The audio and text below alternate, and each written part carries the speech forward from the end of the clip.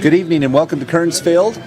It's Gatesfield at Kearns High School. Scott Langford, Parker Fells, and it's the last game of the night. And when we talk about the night, we really mean it. Starting time of 10 o'clock almost, and this is as quick as we could do. For those of you just joining us, the games were all delayed today by the rain, and the Kearns ground crew spent most of the day trying to get the field ready, and we were, 5 hours late on time. And let's take a look at this last game. It's the Emery Spartans and the Gunnison Bulldogs. Gunnison will be designated home team. Emery was 10-2 in the region play, and Gunnison was 12-2, 17-7 on the season for the Bulldogs. The Spartans were 16-4, and these two teams are, definitely projected in the top four of the 2A classification. Yeah, definitely, Scott. These two teams are two powerhouses coming into tonight's game. Of course, the Emery Spartans, returning state champions from last year, and Gunnison, always known to have a powerful baseball team. Let's see, 2 years ago, actually winning the state championship. So good history with both these teams. You've got the last two state champions in tonight's nightcap. So now we got to start off our game, and it will be Drew Hill pitching for the Gunnison Bulldogs, and he'll be pitching to Ridge Nelson. Ridge Nelson plays shortstop, and he'll start off. First pitch of the game is hit high fly ball into right center field. Center fielder will take it, and it's going to be one out. Just like that, one pitch, one out. Fly to center field, and they'll bring up Dylan Wilstead for the Emery Spartans.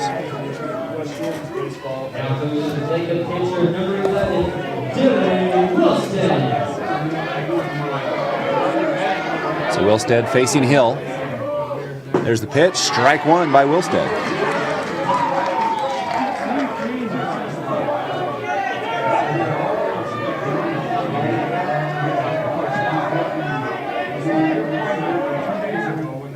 Pitch high, ball one.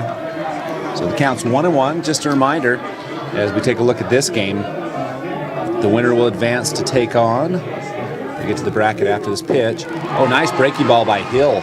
And Wilstead takes a swing. Strike two, 1-2.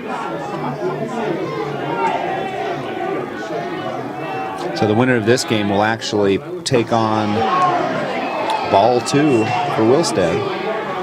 I'll have to check this on a break. 2 balls, 2 strikes for Wilstead.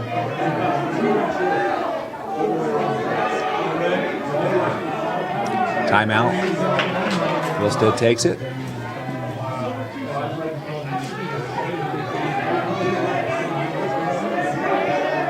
Here's the 2-2 pitch. Breaking ball, strike three. And that'll bring up Tyson Roper. He plays left field. Bats in the third position.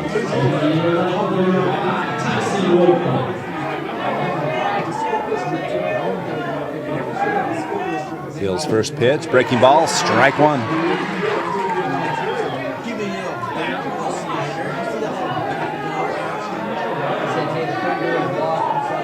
There's the pitch, low, ball one.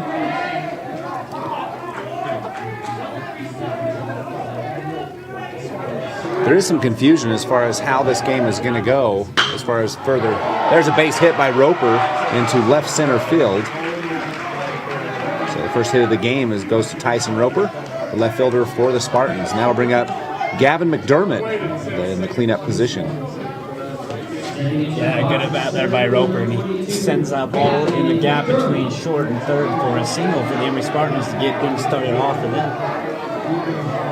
The winner of this game will face Manti tomorrow. And we don't know the timing. You'll have to check the website and the UHSAA.org website for a determination. Strike one called on the outside corner.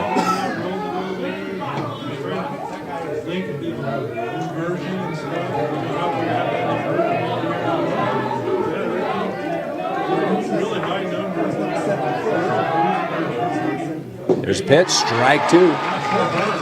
Gavin goes after that one. Another breaking ball.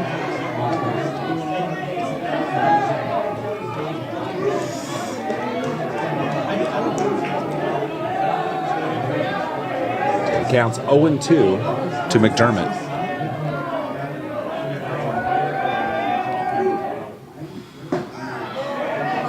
Ball 1.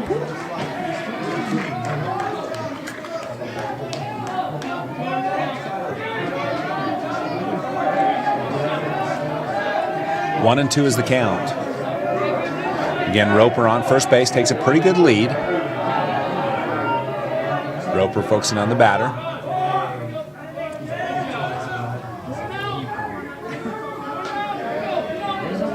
These two teams have played earlier in the season, and it was Emery 8, Gunnison 2. Strike 3 called on the big swing by McDermott. So 4 batters, 3 outs, no runs on 1 hit with 1 person left on. So going in the bottom half of the first inning, it's 1-0 Gunnison when we come back.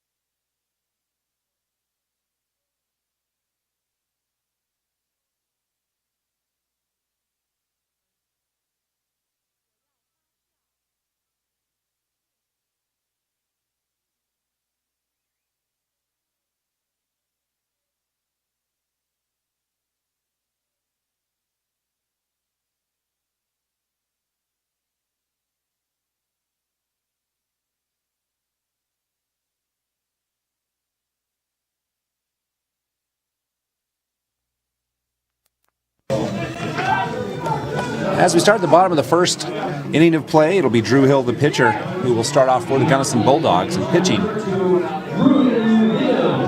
pitching for the Spartans will be Dylan Wilstead, number 11.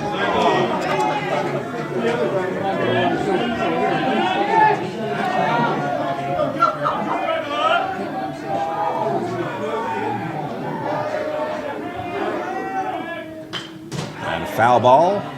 Strike 1 on Drew Hill. Again, before the break, we talked about the fact that Emery defeated Gunnison 8-2 early in the season. And both these two teams are 2 of the best in the 2A classification. High ball 1. So it's a 1-1 count. Little south breeze moves the flag just a little. You can see that in the distance. Pitch by Wilstead. Breaking ball. Got a strike 1. Strike 2, that is. And a swing by Hill. 1-2 the count. No score yet from Gates Field. And it's Gunnison Bulldogs, Emery Spartans. First batter of the bottom of the first. Foul ball. And the catcher caught that one on the knee. That's Drexler Tanner walking it off. So the count remains 1-2.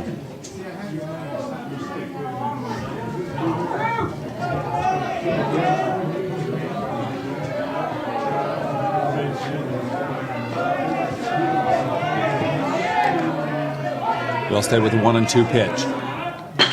It's going to be hit right to the first baseman on the bag. Moto catches it, and he was standing on the bag when he fielded that ball.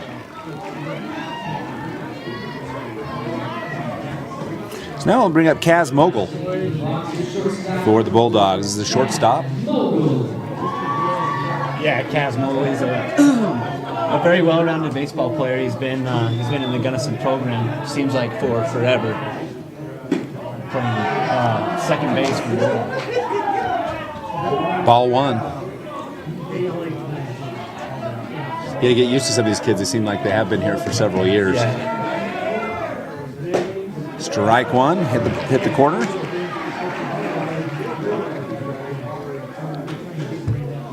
Both of these teams a little disappointed at being in the one-loss bracket, and it's a long road back. Requires lots of good pitching. Strike, nice breaking ball by Wilstead. Yeah, that's a good pitch there. It looked like a curveball dropped right in for a strike.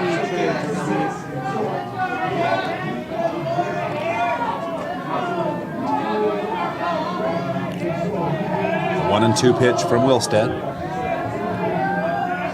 High, 2-2. Wilstead, great velocity on that fastball. Yeah, he's throwing the ball very hard tonight.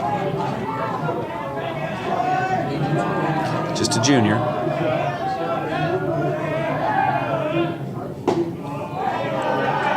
Full count now for the batter, Mogul.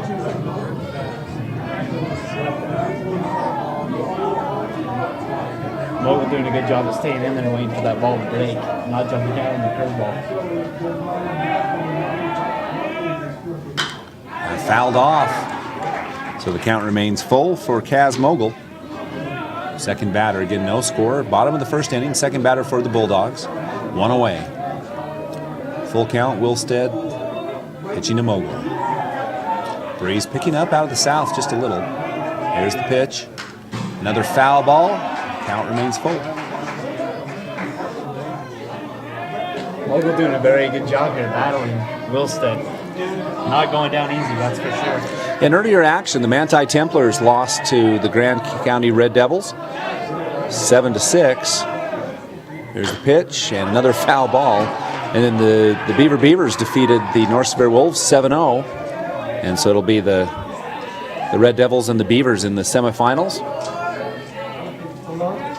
Yeah, two very exciting games filled of action. It's going to be a fun day of baseball here at Gates Field. Mogul continues to foul balls off, and he's battling up there. We've seen a couple great examples of this tonight, of hitters staying in position to, make pitchers work for it. Yeah, definitely. We've seen it in all the games tonight with Beaver and North Severe and Grand and Manti as well. Full count remains, one away. And now Mogul punishes one out to left center. And it's going to be a double for Mogul, it appears. Throw comes in, might be closer than expected, but Mogul with a stand-up double and a towering shot out to left center field. Yeah, that's a very impressive bat right there from Kaz Mogul, as he connects well with that one and sends it to left center gap to get things started for the Bulldogs with the double. Mogul with 5 doubles on the year. Now number 13, Caden Hartley, the designated hitter for Gunnison.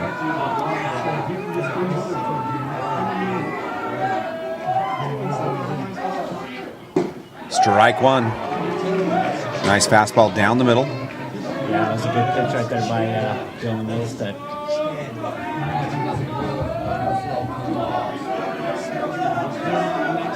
Mogul with a pretty big lead out at second base.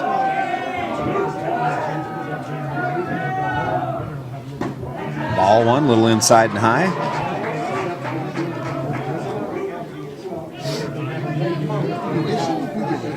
Again, number 13, the designated hitter for Gunnison.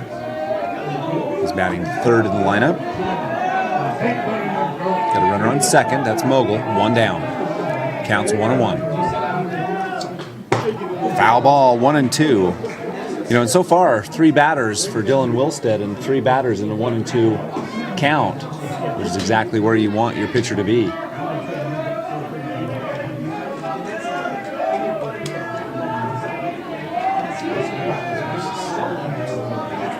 Hartley steps out, resets. Counts 1-2, 1 down.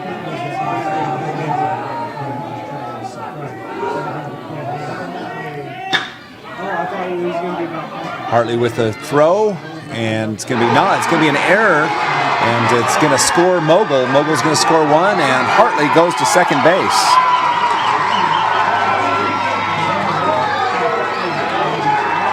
That's going to be a costly error for the Spartans, as it looked to be an easy out at first base, but He was on the run and made the throw over to first, and it was just a little low. Bounced over over towards the Gunnison dugout and allowed Kaz Mogul to come around and score for the Bulldogs. So Mogul scores on the error, and Hartley goes to second base. So again, a runner in scoring position for the cleanup hitter. That's Mason Powell. He's the left fielder for Gunnison.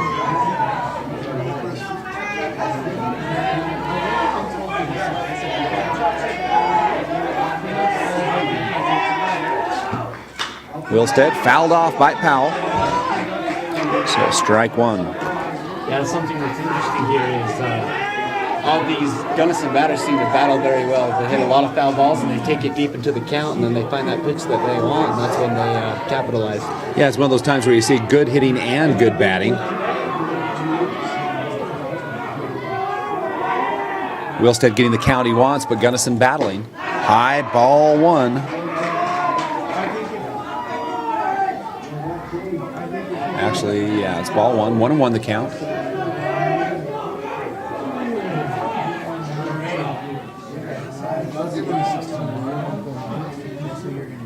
Powell will step out of the batter's box. Sounds like he's having a hard time hearing the call from his coach with the noise level here at Gates Field with the fans. Yeah. Taking his time. So again, runner on second, 1-0 Gunnison with the lead. 1-1, and the ball comes right back to our position. Now it's 1-2.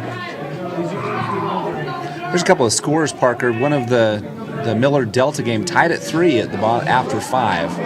So going into the 6th inning there. And the winner of this game will take on Manti. Yeah, it'll be interesting to see what happens there. Yeah, it is Manti. It'll be a tough game for anybody. Definitely. Manti, very impressive team. Wilstead with 1-2 count, throws a strike 3, and the Gunnison batter knew it. He just walked off. That was a great pitch by Dylan Wilstead.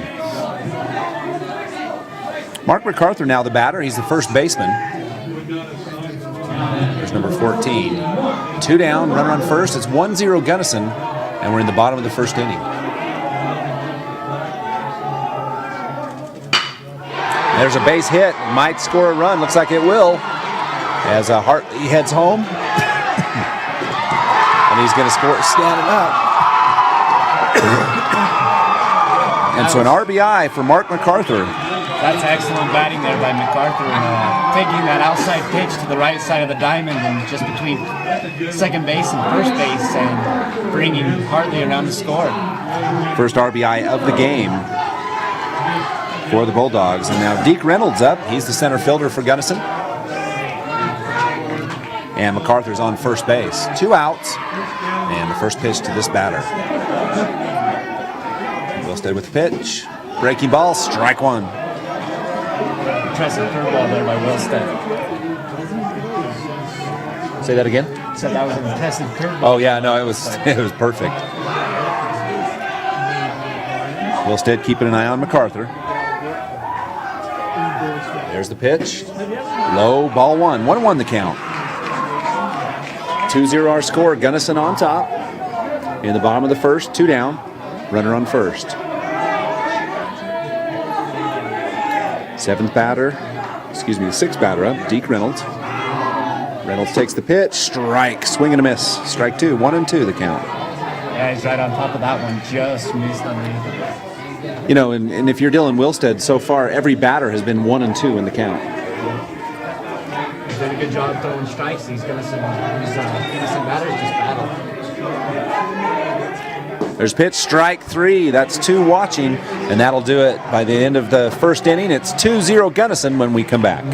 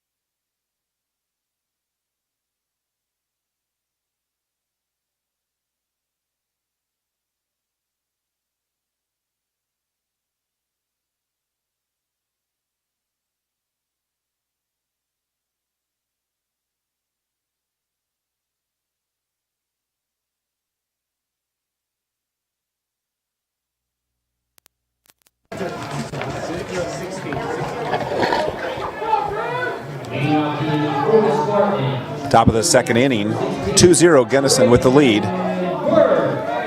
Brandon Burke, Ethan Tuttle, and Drexler Tanner up for it. Emery.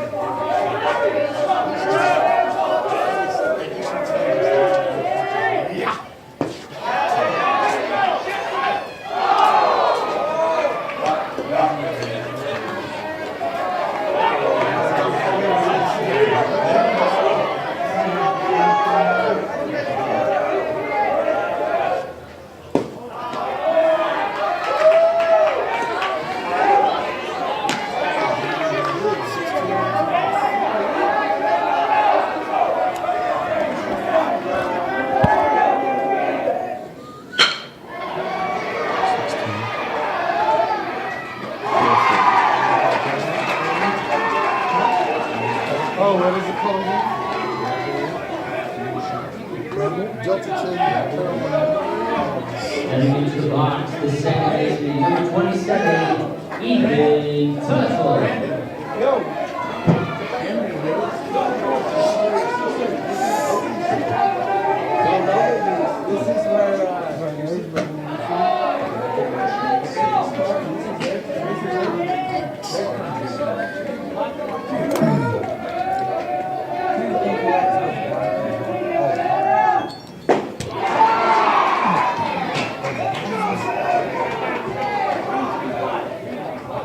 It's warmer now than it was earlier. Yeah, seriously. It's not bad though.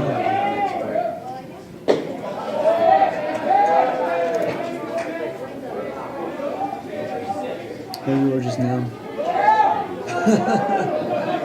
This is a great way to leave to go on a mission. Yeah. When do you leave? Me? When do I leave? Monday. So if they move the game to Monday, that would Yeah, that's what I said. They need to just play it. Yeah, I just didn't even think about that. Yeah. That's what I said I'd be thinking about all the time. Where are you going? To Redlands, California. Yeah. Spanish speaking. Spanish speaking. Excited.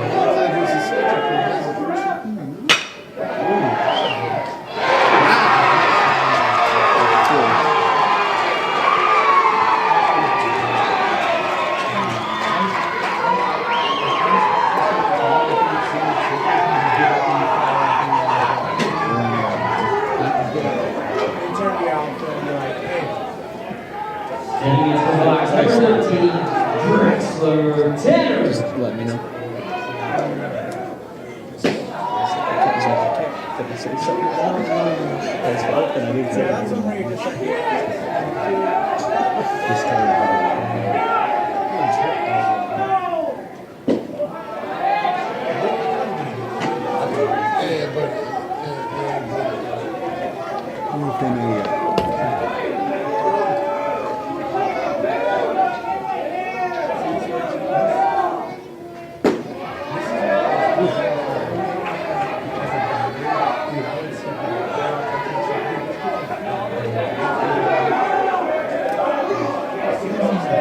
Don't lose him now.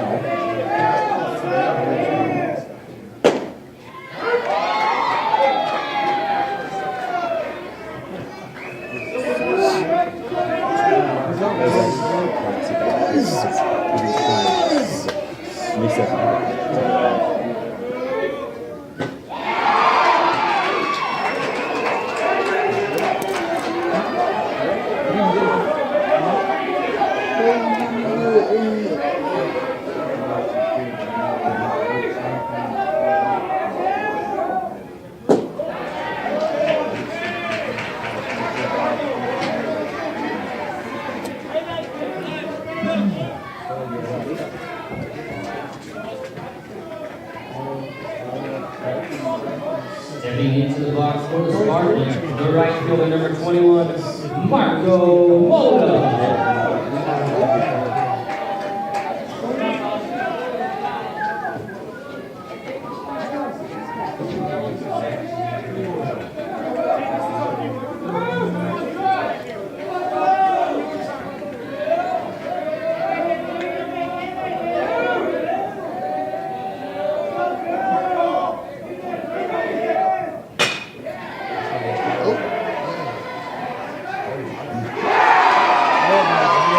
Is that shortstop? Yeah.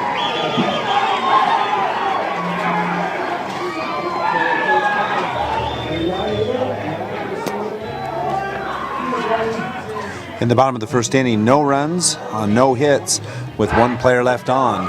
After 1.5, it remains 2 for Gunnison and no score for Emery. Delta Millard tied? Delta and Millard are tied? Oh, brother. They won't make the paper if that keeps up. Yeah, he's going to go behind the dish. Just seeing because no one even attempts it. He's like a statue. I was going to one of his games behind you. Takes him by They're sitting here, we can just it's like this. we can sit here, we can talk. Stone. So my buddy just This is my personal.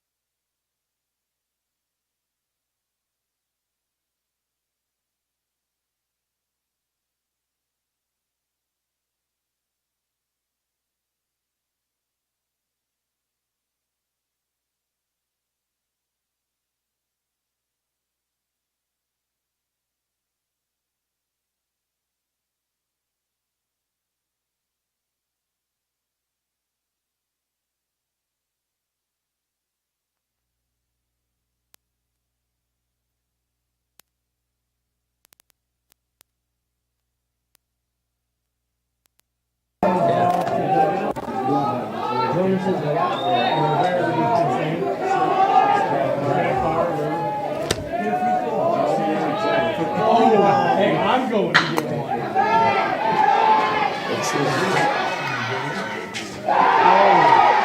Did a ball get a hit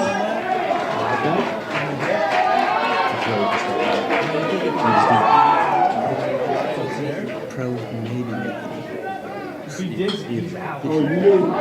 it's 2 minutes old. If he catches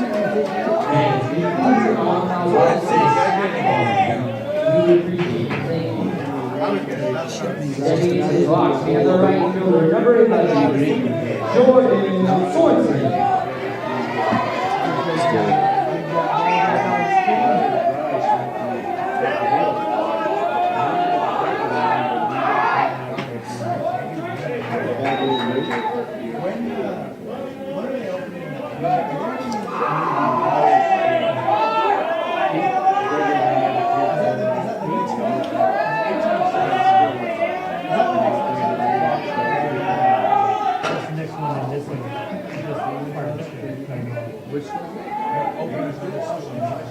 right there on the east side of the freeway, like kind of behind there. I don't know if they had a name yet for it. I've seen the windows. In Lehigh's getting up on those too. I don't really. Stage by stage. That's how you get a ball fast. Yeah. You get it big, gotta get something out of it. It's about that old Lehigh's.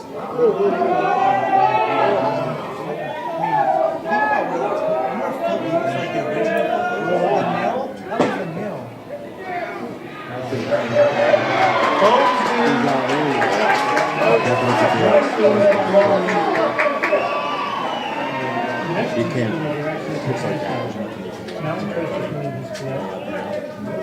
And then a year later, Just the chances you take.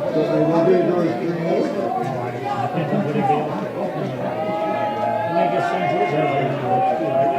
New high school in St. George, $20.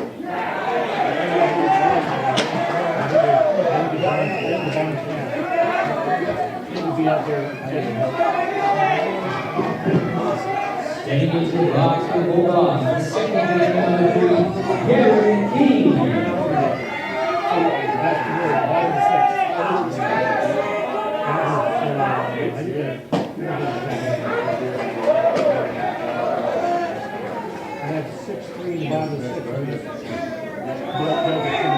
Does it come back to play? He had? Well, is that what you want? Really? That tie has been broken. Willard is now in the lead. 6-3.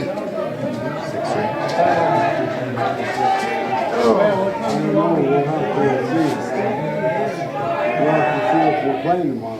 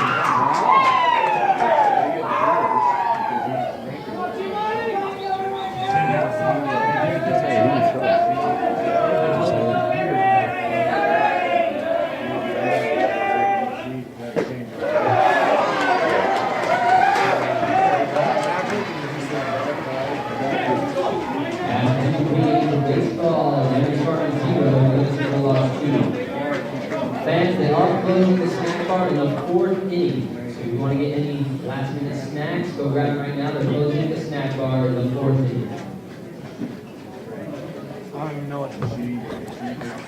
At the end of 2 innings, it's 2 for Gunnison, no score yet for Emery.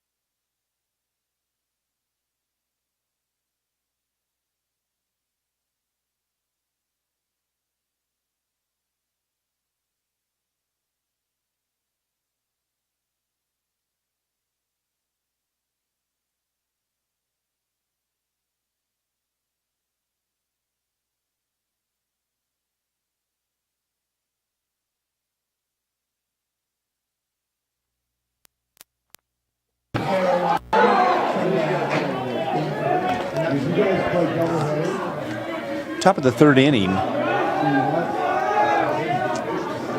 for the Emery Spartans. Down 2-0 the Gunnison Bulldogs. It's Tanner Lake. Count is 0-2. Friday night we played Weaver, and then on Saturday night we played.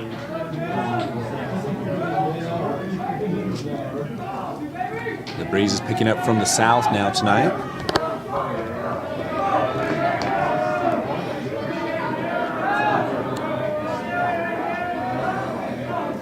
Hill, the pitcher for Gunnison. The 0-2, strike 3. Great breaking ball on the outside corner. Yeah, it's a great pitch right there by Hill to strike the batter out and get the first out of the inning for the Bulldogs. Now back to the top of the order for the Emery Spartans. Ridge Nilsson, the shortstop, will try to get things going for the Spartans. He'll be followed by Dylan Wilstead. Nilsson, the shortstop, takes ball 1.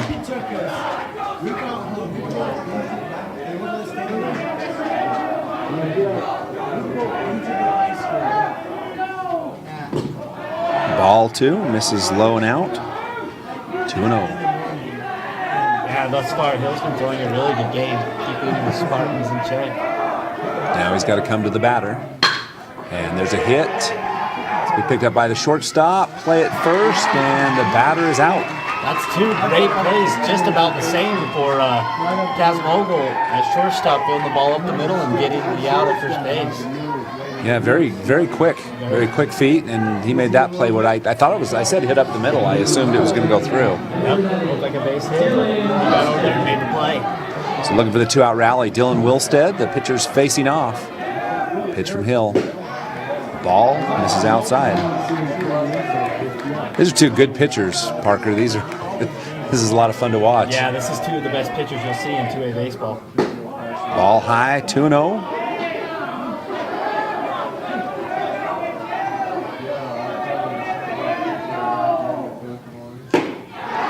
2-1. Big cut there on the inside fastball by Dylan Wilstead.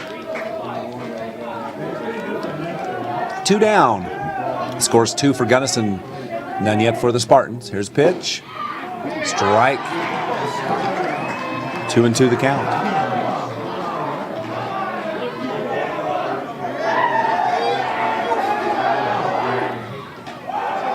A great pickup by the catcher, Pickett. And it's ball 3, full count.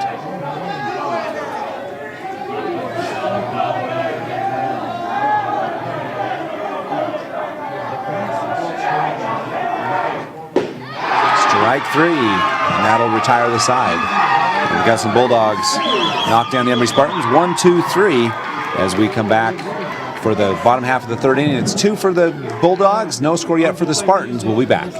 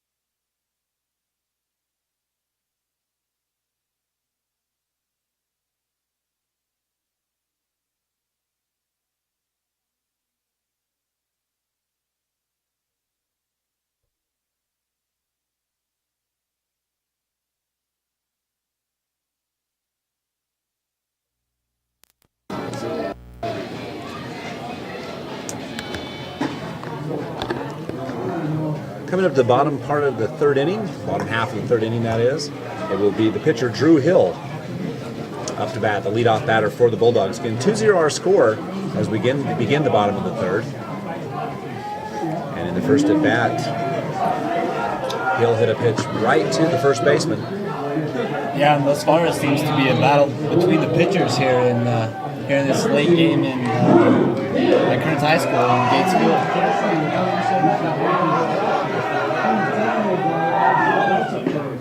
Nice pitch by Wilstead. Strike 1. And Drew Hill swing and a miss. 0-1.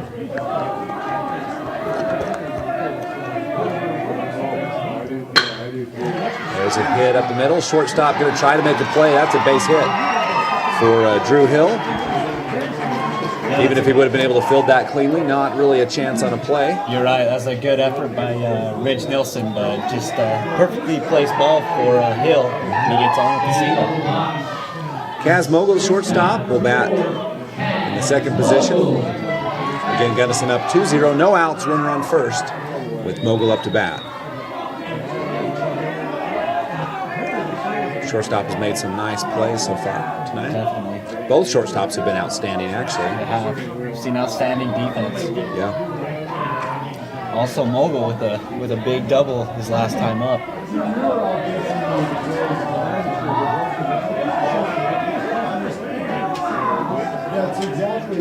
High ball. 1-0 the count.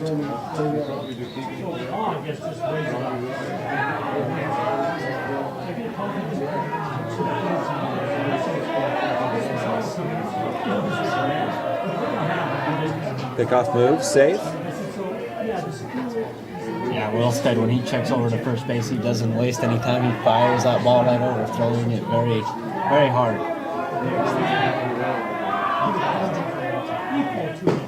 Strike 2, 1-2. Excuse me, 1-1.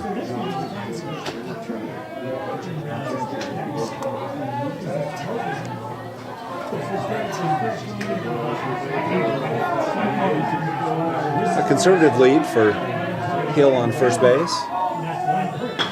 There's a bunt up the right field line, and we'll see if it's going to run foul or fair. It does go foul, so it'll be 1 ball, 2 strikes. That was very close. That rolled right down the line for a while. Yeah, that would have been a perfect bump for Kaz Mogul, but just ended up on the other side of the line. Yeah, you got to give some credit to the catcher who was all the way up the line. Yeah, right next with to that the, ball. He was running almost as fast as the runner was. Yeah. Good hustle by number 13, Dexter Tanner. Counts 1-2, no outs, runner on first. Again, the score 2-0 Gunnison.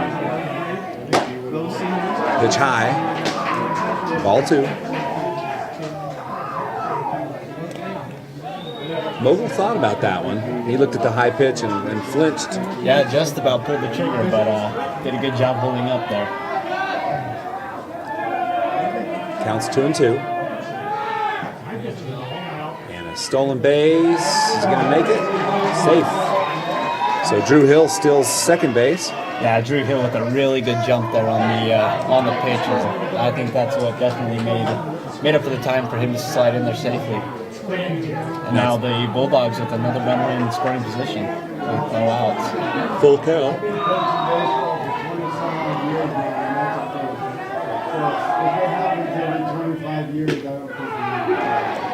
Strike 3. Great pitch by Dylan Wilstead. That just came right across there. Yeah, that curveball's been working for him tonight. It's been nasty coming out on those hitters. Looks like it's going to hit him, and right in the last second, cuts over the inside part of the plate. He's gotten a couple strikeouts on it tonight. Caden Hartley, designated hitter, up. Ball up and out. 1-0. Hill on second with a pretty good lead.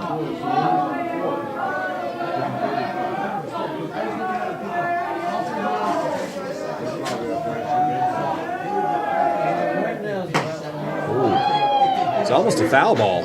Almost. Ball 1 up high. Just about got his bat. It wasn't. I'm not so sure it didn't tick it as it went through. Did you see it? Yep. So 2-0 the count. 2 balls, no strikes, 1 out, runner on second. Gunnison leads 2-0. There's the pitch. And they, almost. That catcher made a great throw out to second base and almost got the runner Hill as he took that big lead. Yeah, definitely. Dexter Tanner's known to have a very strong arm there behind the plate. Makes it, you gotta be on your toes if you're a runner for the Bulldogs. 3-0 the count to Hartley. Batter's pitch coming. Pitch right down the middle, strike 1. 3-1 the count.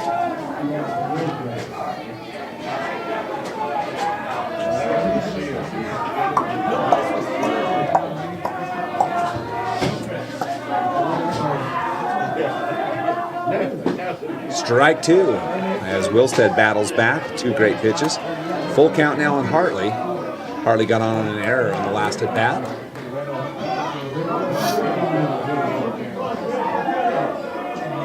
One down, runner on second.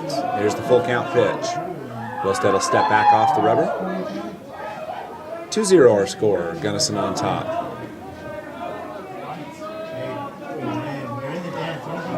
The winner of this game faces Manti tomorrow, and we'll have to let you know on the time. Here's the pitch. It's going to be hit on the right side of the field to the first baseman. It's going to be a foot race between Hartley and the pitcher, Wilstead. And Wilstead had to run to get there as Hartley showed some speed. Definitely. That was a good hustle by Dylan Wilstead to get off the mound and get over to first base to record that out. It was. He ran pretty fast to get there. He did. That does move the runner Drew Hill to third base for Mason Powell, the cleanup batter, playing left field. Last time up, Powell struck out watching.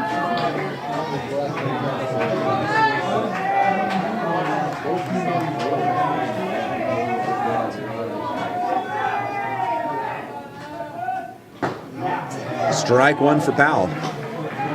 Yeah, powerful fastball there by Dylan Milstead. He throws with a lot of velocity.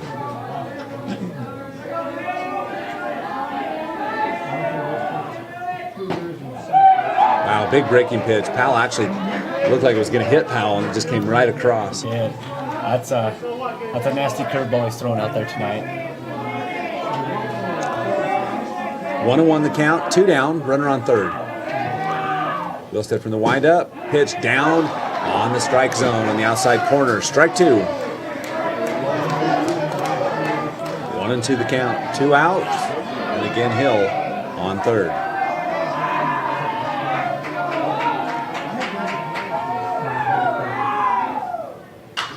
Powell fouls it off, stays alive. Count remains 1-2. Yeah, Last up. does a good job fouling that off and keeping himself alive here. Last update we had was Millard 6, Delta 3, so the winner of that game will take on Grand tomorrow. There's pitch, 2-2 the count, high and out. Powell stays alive. Yeah, he just about pulled the trigger on that one, but did everything he could to hold back and did a good job doing it. Well, with Wilstead's speed, you have to be pretty on your toes. You do.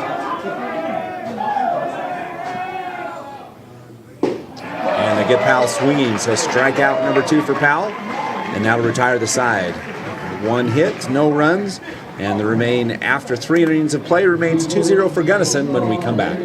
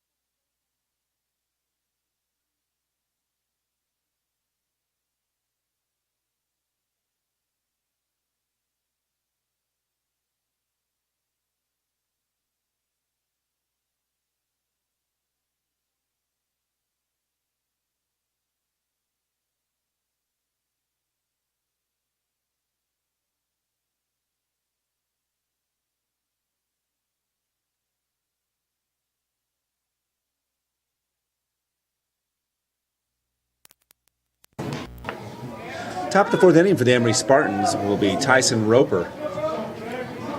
And he's the left fielder. Last time up, he hit a single out into left field. It's 2-0 for the Gunnison Bulldogs as we begin the 4th inning of play. The visiting team is the Emery Spartans. Hill, breaking ball, miss high. It'll be ball 1.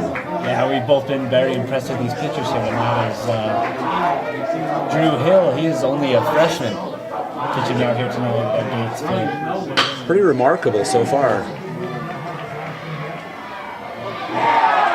Shortstop can't make the play, makes a great throw, but just can't make the play. That'll be a single for Roper in the infield. Yeah, that's just one of those ones where you're caught up in no man's land there where it's deep and you just can't get the velocity on the throw first that you need to get the out. I was surprised he made the throw that he made. Definitely.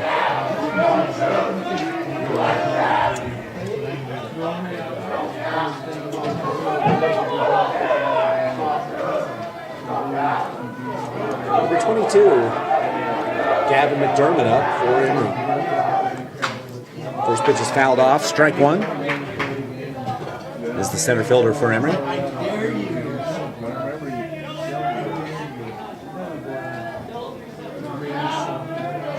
Runner on first is Roper. Emery down 2-0.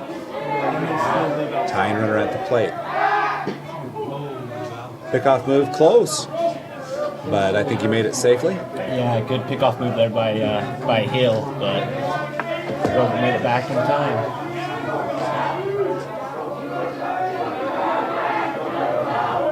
There's a pitch, down and out. Ball one.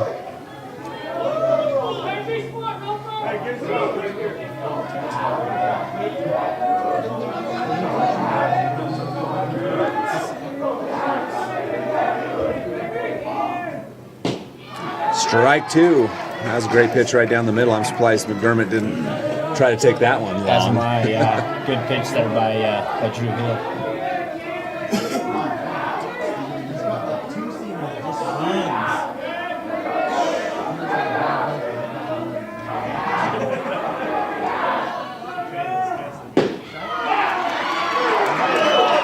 Wow, caught it on the corner. It's strike three. Yeah, the batter McDermott, he called for time, but the pitcher was already in his windup. There's nothing you can do there. The right call by the umpire. He has to request for time. He doesn't call time.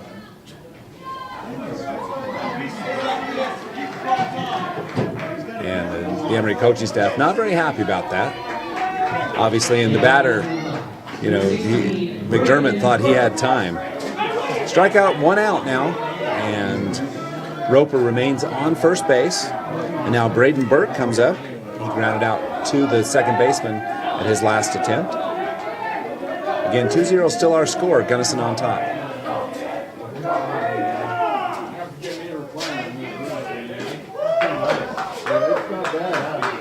And Gunnison calls time to, Emery calls time to prove a point.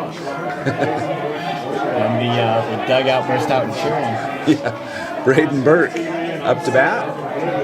No count yet. First pitch, down. A quick throw down to first base. Runner safe. Ball one. Yeah, it's a good throw down to first base by Pickett. Both catchers in this game have strong arms. You can see why these are two of the best teams. Definitely. Pickoff move. Runner's back safely. Final from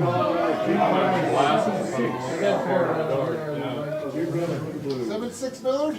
Final. 7-6 Millard is a final.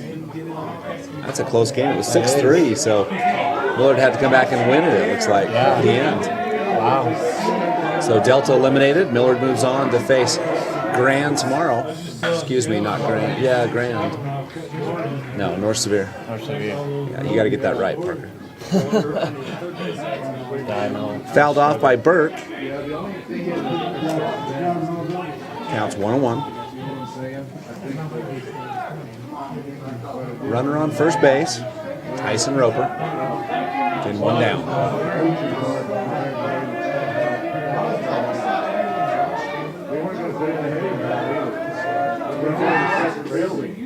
Another pickoff move. Both these pitchers keep that runner close to first base. They do. Definitely, they do a good job keeping them close so they can advance that into scoring position at second base.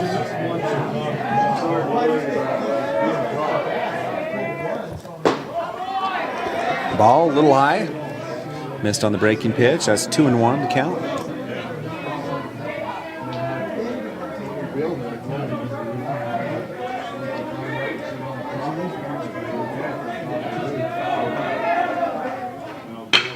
Oh, there's a deep ball to right field, and the right fielder misjudged that, and now it's going to advance, so it's going to be an error on the right fielder as that ball goes over his head, and that moves Roper over to third base, second base for Brandon Burke with Ethan Tuttle up. That's very unfortunate for the Bulldogs. That's an easily catchable ball, and just made an error coming in on it and it sailed over his head. It is very hard to judge the ball in the lights, though. Yeah, well, and with that little bit of wind. That little, that breeze coming out of the south. So Ethan Tuttle flew out to the second baseman last time up. Line drive. Pitch out. Ball one.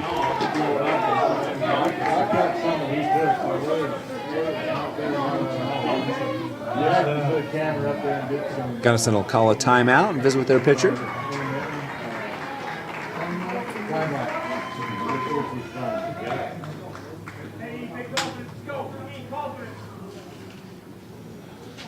We'll take a break while they have their visit on the mound.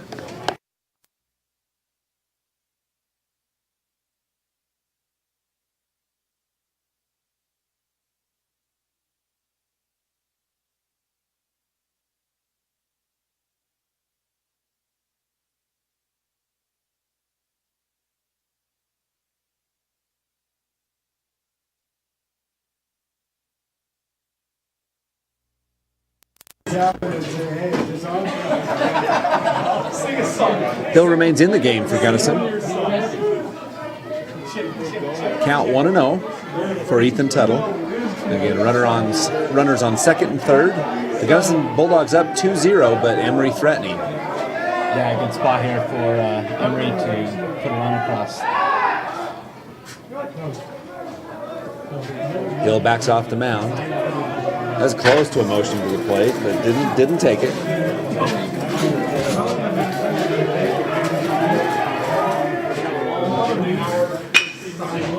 Oh, Tuttle almost hits one into the Gunnison dugout. That was a rope. That was a rocket headed over the Gunnison dugout.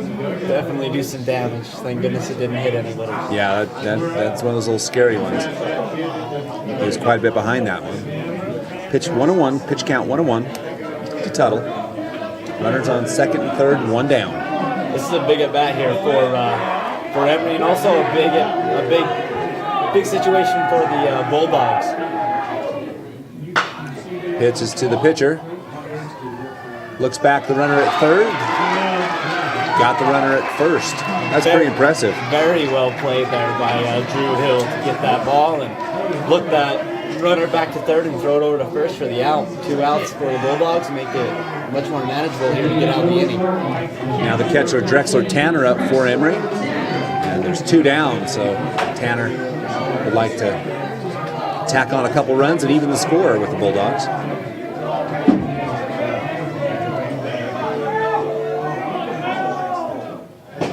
Strike one. Very composed for a freshman. Yeah, I'm very impressed. Out here on the big stage as a freshman, he's doing a magnificent job.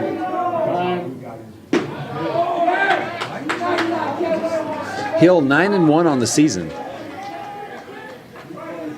He's actually won more games than any other pitcher in 2A. Wow.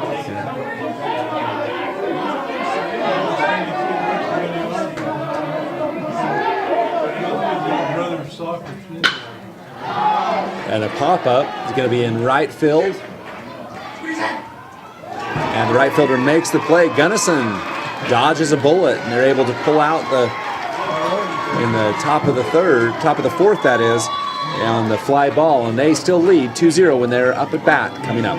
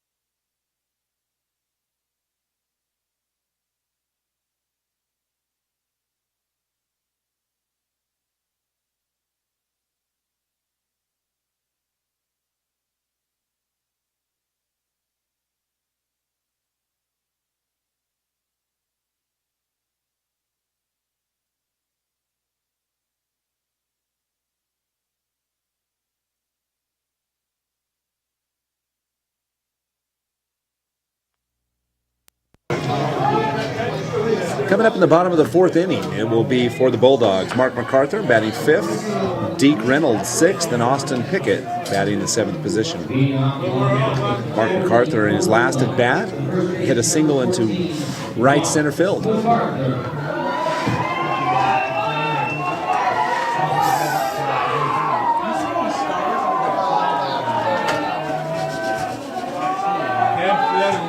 There's the pitch from Wilstead. Strike one. Yeah, Dylan Wilstead, he does a very good job at starting the at bat off with a strike. Second pitch right down there. It looked like the same as the first one.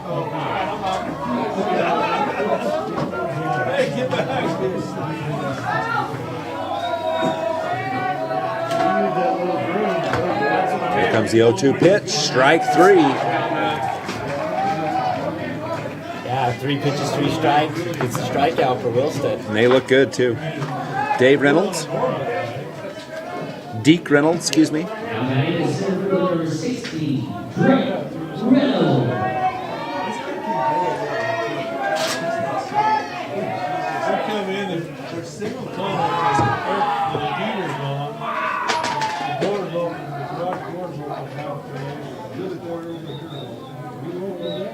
One ball on the batter.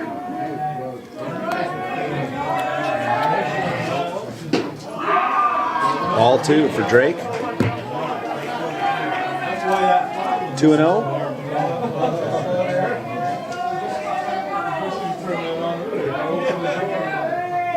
Pitch. Strike 1. Catches the top. The bottom of the strike zone.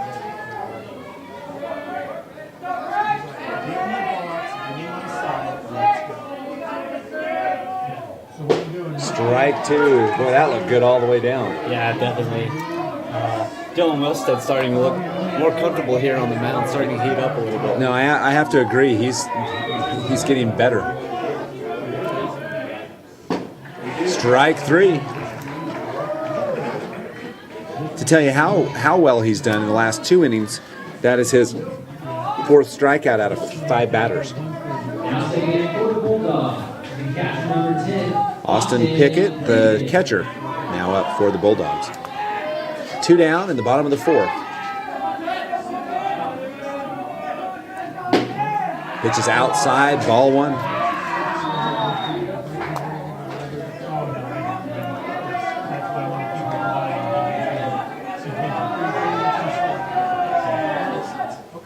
Strike. 1-1 the count to Austin Pickett. Yeah, Dylan Wilstead just coming right at these batters with strikes, not wasting any time. Strike 2. In some ways, he's almost daring them to hit it. He's just throwing pure heat down the middle. Yep. Just saying, hard. Come and get it. Exactly. Here will be your breaking ball. Strike 3. So 3 up, 3 strikeouts for Dylan Wilstead. You called it. And he's ringing them up like crazy now. That's 5 strikeouts in 2 innings for Dylan Wilstead. Still 2 for the Gunnison Bulldogs. No score yet for the Spartans when we come back.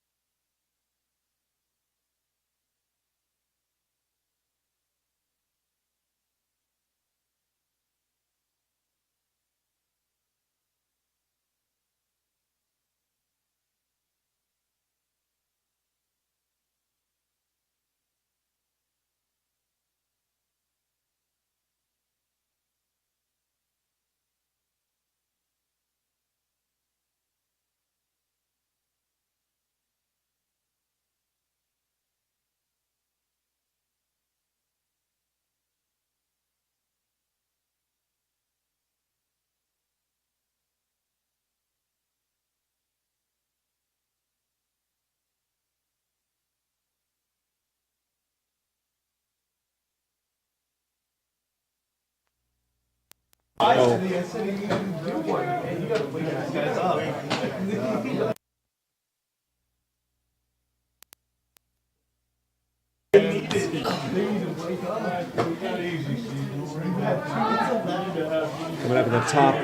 up in the top half of the 5th inning. It's going to be Marco Mota, the right fielder for Emery.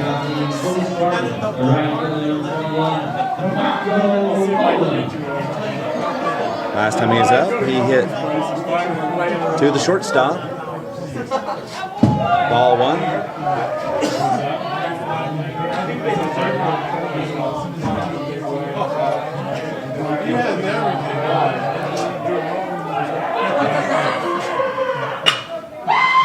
Mota with a big hit out the right side, out of play. It evens the count at 1-1. Just received word that North Sevier and Millard will play at 11 o'clock over at Ken Price tomorrow. And they are anticipating playing the games tomorrow, although the schedule will be somewhat uncertain. It's supposed to be a big rainstorm, so they'll have to try to work around that. Mota calls timeout. Yeah, Marco Mota, he's a very powerful hitter. He's always always hitting extra base hits. Drew Hill with a beautiful pitch on the right corner. Outside corner, that is. Counts 2-1.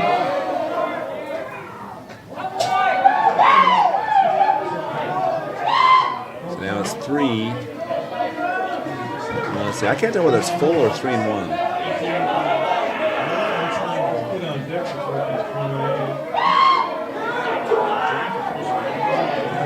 No outs. Marco Mota up. Inside ball. Base on balls for Marco Mota, which brings up Tanner Lake, the first baseman.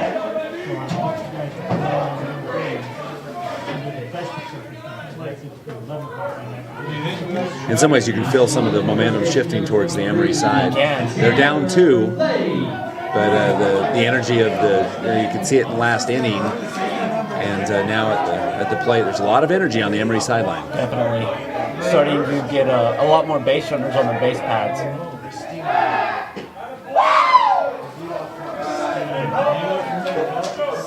Pickoff move by Hill. Mota gets back.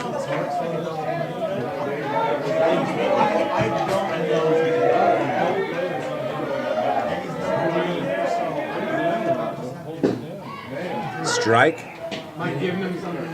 Mota gets thrown down on by Pickett.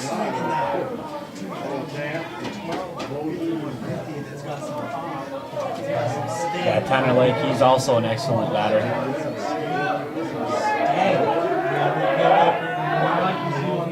He had a big weekend last weekend in the first round of the playoffs. And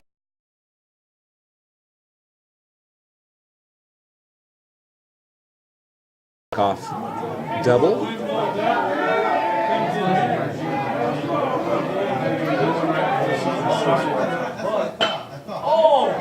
Lake bunts. He's going to move Mota up, and then he'll be out at first. Yeah, Tanner Lake does a good job there doing his job and getting Marco Mota over to second base in the scoring position. Well, and that brings Ridge Nilsson up to start the lead off the top of the batting order. Nilsson has flown to center field and then hit to the shortstop. So Mota now at second base.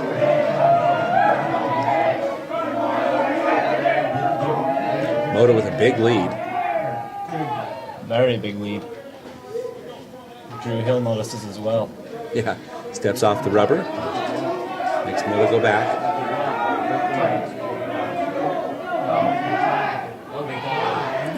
Oh, and they got Mota as he tried to get back. And a great move by Hill as he just did exactly where he needed to and threw the runner out at second. Excellent move. It almost appeared that Mota got back, but when he slid, he kind of stuck and was not back on the bag, and Gunnison was able to tag him out. Yeah, I thought it was safe for a second, and then but then he started to crawl, and so you knew he didn't quite get back. Yep. So 2 down for the Bulldogs, and it's Ridge Nelson. Big breaking ball, misses, high, ball 1. Yeah, that's a big cut for the Spartans. Take that runner out of scoring position. Now 2 outs, just like getting started all over again. Ball 2. 2 balls, no strikes for Nilsson. And a fouled off for Nilsson, now 2-1.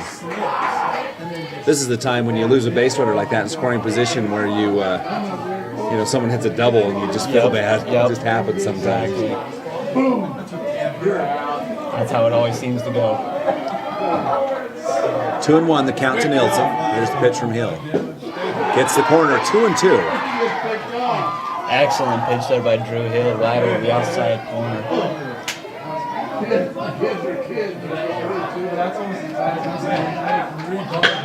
And there's a high fly ball out to right field. And that is caught, and the Gunnison Bulldogs again avoid a dodge a bullet, and some of the momentum that Emery had is taken away. And that they go down 1-2-3.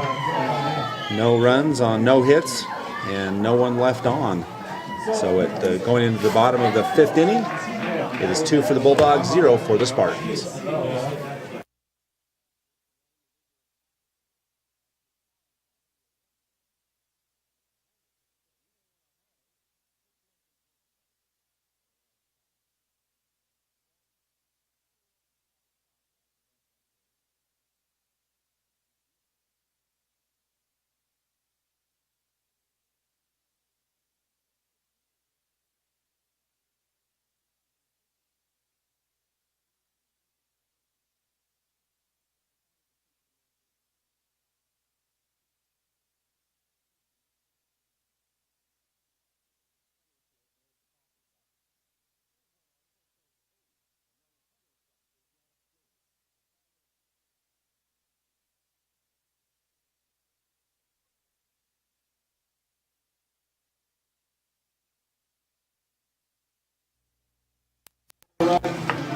The bottom of the 5th inning for the Gunnison Bulldogs will be Jordan Sorensen, and then Garrett King, and then back to the top of the order with Drew Hill.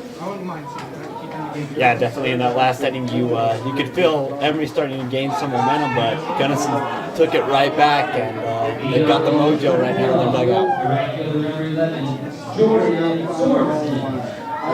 Sorensen, the right fielder.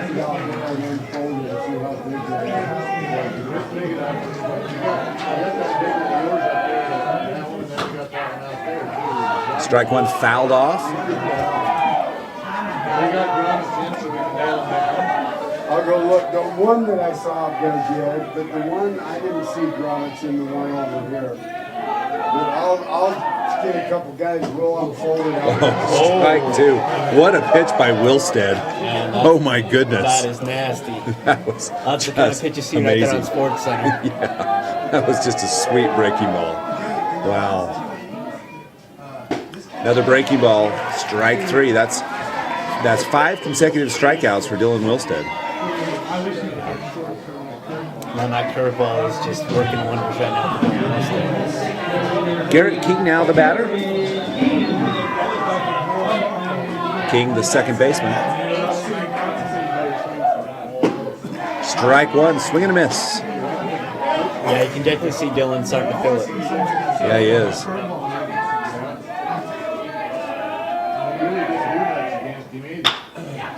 Check swing foul. Strike 2. 0-2 the count.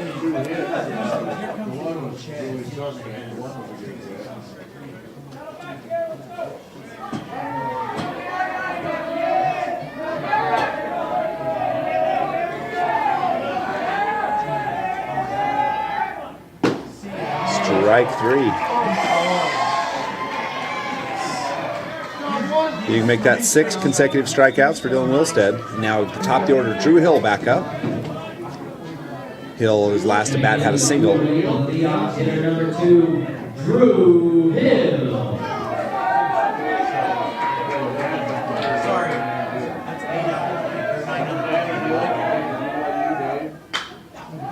Hill takes a good cut, fouled off.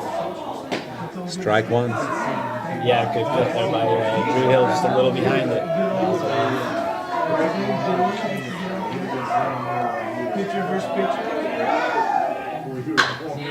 Hill with a hit up the third baseline. It's going to be close. Got him. Nice throw by the third baseman. So it's 1-2-3 again. And the Emery Spartans on a roll, but they will have to score when we come back. 2-0 Bulldogs.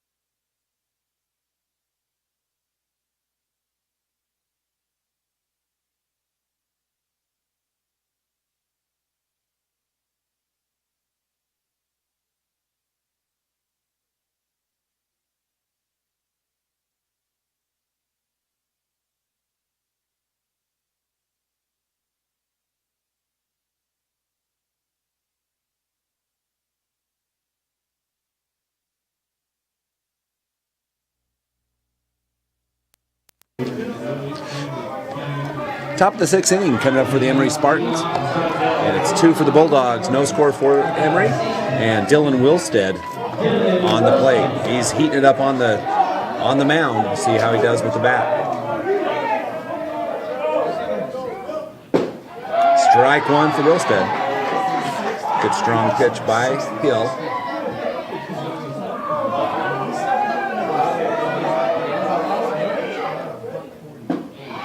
Strike two, and Wilstead got caught with a very similar ball to what he normally throws. Yeah, kind of his own. Beautiful. Some of his own medicine right there from Yeah. Drew Hill. Beautiful curveball.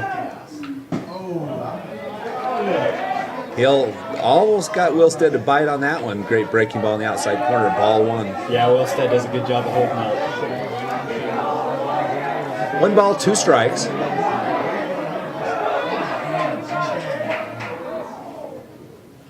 Ball outside and up. 2-2.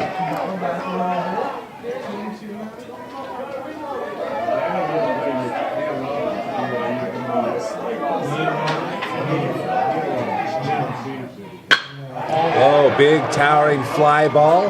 It's going to be right at the fence. And it's going to be hit. It's going to be a double or maybe a triple. Wilstead will stop at second. And a walk-on double by Dylan Wilstead as he almost hits it out of here. Yeah, definitely. That's a deep hit ball. The center fielder looked like he might have a chance to catch it, but it ended up over his glove and rolling into the wall. So leadoff double for Dylan Wilstead. Tyson Roper has 2 singles on the evening. So Roper, the best batter for the Spartans tonight so far. Pitch from Hills outside, ball one.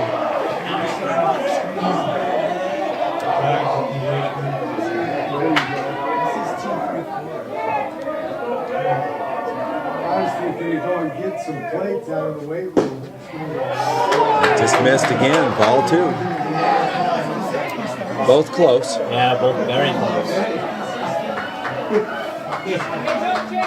Gunnison scored 2 in the bottom of the first inning. We haven't had any scoring since, but Wilstead on second in scoring position, no outs.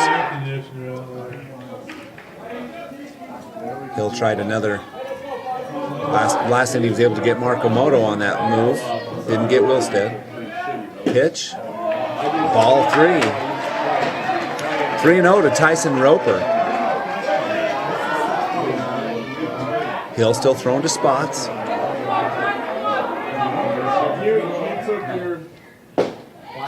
Strike 1. Good pitch there from Hill. Tyson Roper pulls around to fake the bump. 3-1. Strike 2. Big swing, big cut by Roper. Yeah, and Hill still battling back. Full count now.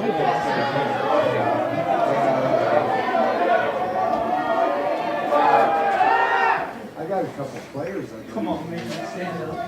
Hill looks Wilstead back. Doesn't let him have a big lead. One kid probably dumb enough if you told him all.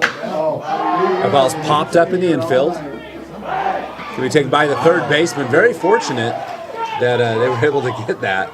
And the coach from Gunnison goes out and says, "You get that ball." I'm not sure he was talking about, but Yeah, Coach Anderson, he's been around the block a time or two. I think he's yelling at his shortstop Logan to catch that ball. But good play by the third baseman to come in and make the play. one down. McDermott up. 2 strikeouts in the evening for McDermott. He fouls that one off. Strike 1.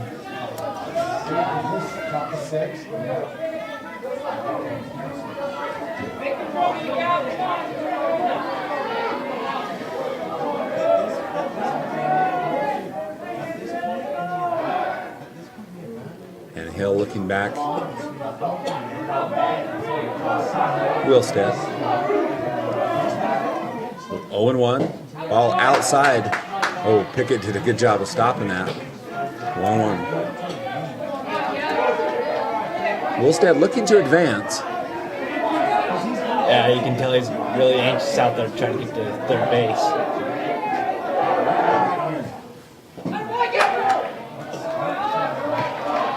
Ball 3-1.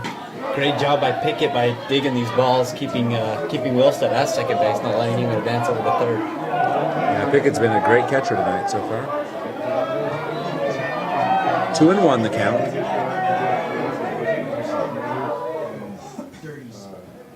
Ball low. Now it's 3-1.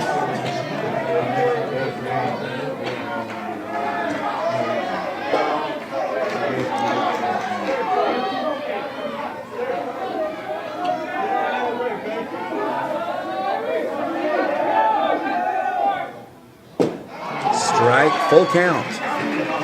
That's a good pitch there by Hill. Right over the inside part of the plate. Great composure by the freshman.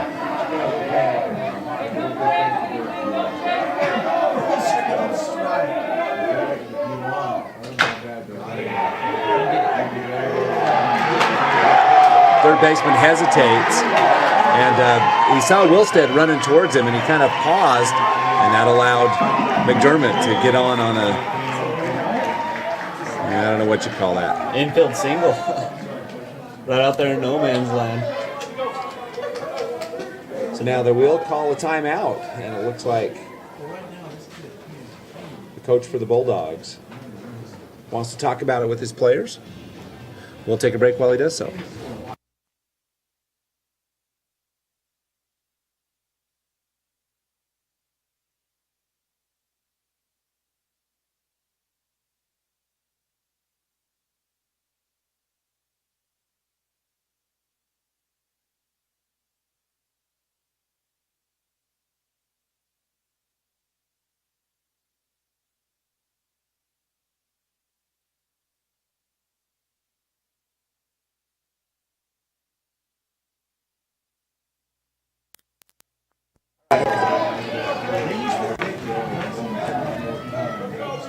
Braden Burke up to bat for the Emery Spartans now. Runners on first and third with 1 out. And you just got to wonder, the Gunnison Bulldogs have dodged a few bullets, and, Yeah, they've been really fortunate to get out of some situations, and you wonder if they can do it again. Hill steps out of the pitch. Looks to see if there's any move on.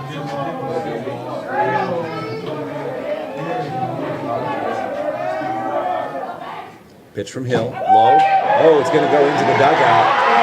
Oh, the game stopped the ball. Now this could be an extra base because one of the ball people sitting in the Gunnison dugout actually stopped the ball from going in the dugout with her foot. Wow. So McDermott's going to get another base. So that scores Wilstead on the pass ball, and McDermott goes to third.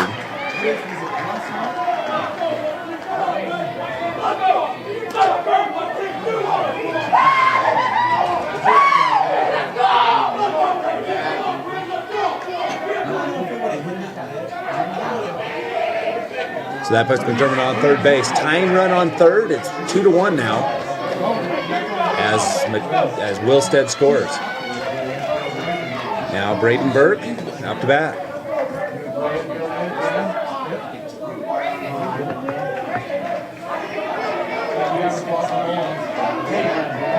Two to one, top of 6, 1 down.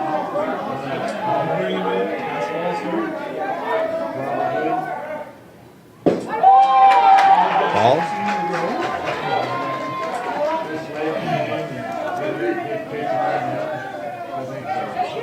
One and 0. 2-1 Gunnison. Tying run on third. Pitch goes deep to left field. It's going to be no play at the plate as McDermott will come in standing up.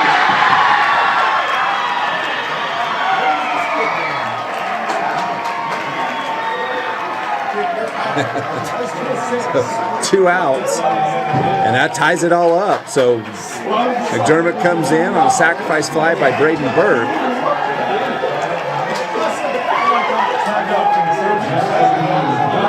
Nice play. So it's getting excited here. Ethan Tuttle now at the plate. He's 0 for 2 tonight. 2 all, 2 down, top of 6. Big foul ball off the right sideline out of play. It'll be strike 1. Yeah, he's definitely on it there. Lots of good contact there on that foul ball.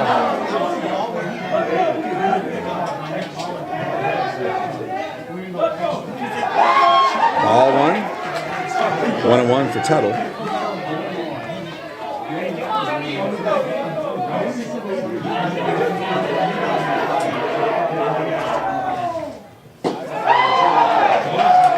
Ball 2, 2-1.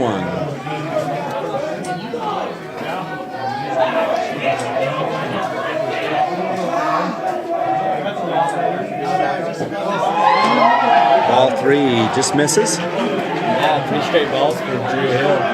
Starting to wonder if maybe he's getting a little tired. I think he is. In the 6th inning, you can see that the ball count's going up. Strike. Strike 2. So full count for Tuttle. See if Drew Hill's got another strike in him. Yes, he does, and that's a base hit though for Tuttle as he knocks a single into left field.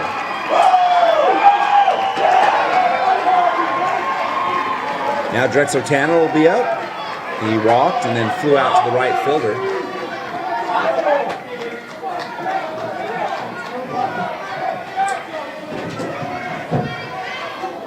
Tuttle on first base. That's the go-ahead run on first. Yeah, just 2 down. Great at bat by Tuttle to get that ball into left field to full count. Come on, baby.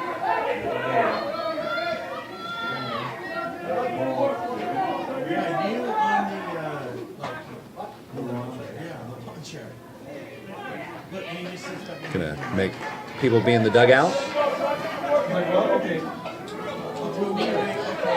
So with the go-ahead run at first, it's Tuttle with 2 down.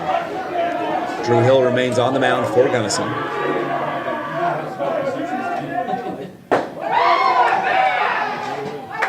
Pitch is low, ball 1.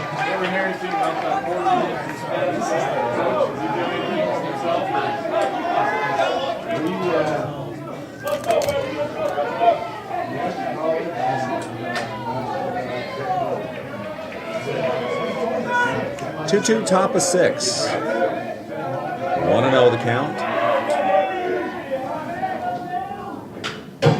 Foul ball. 1-1.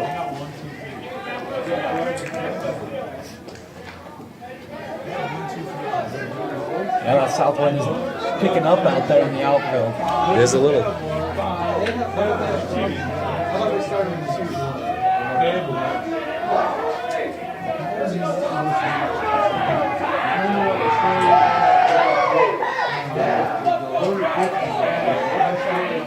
We felt it last inning. The energy on the Emery Spartans a little higher.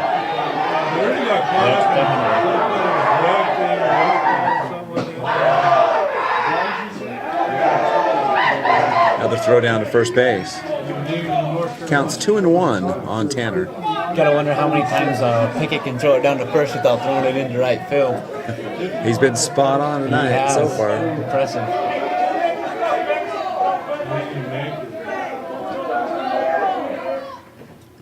Foul ball now, full count.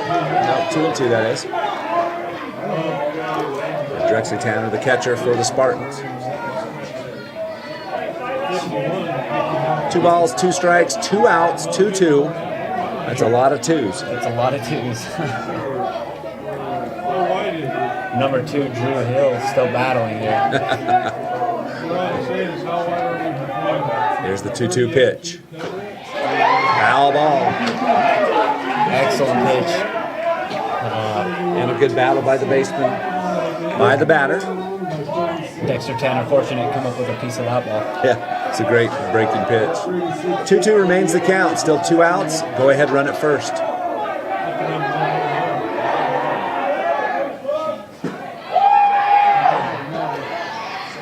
Safe. Almost got him at first base. That was as close as it's been. If the first baseman wouldn't have been, pushed up, might have had a chance. Full count now for Tanner. Drexler Tanner. Big pitch here.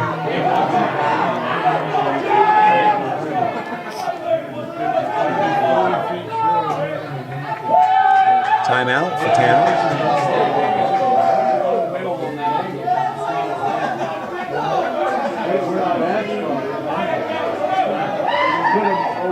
Big pitch for the Gunnison Bulldogs and for the Emery Spartans.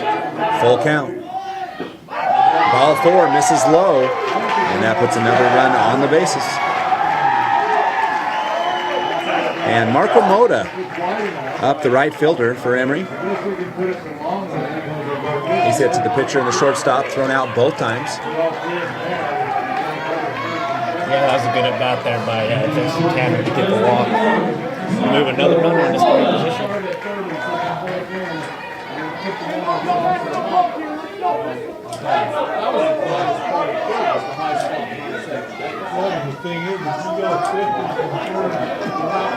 Two away, 2 men on, 2 outs.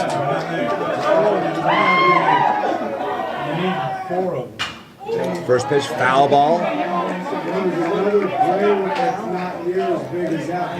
Yeah, big swing there by Marco Moda.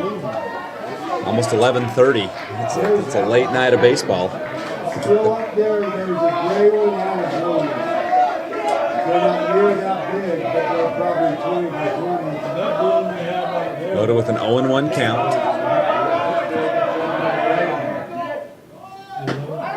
Trying to steal third.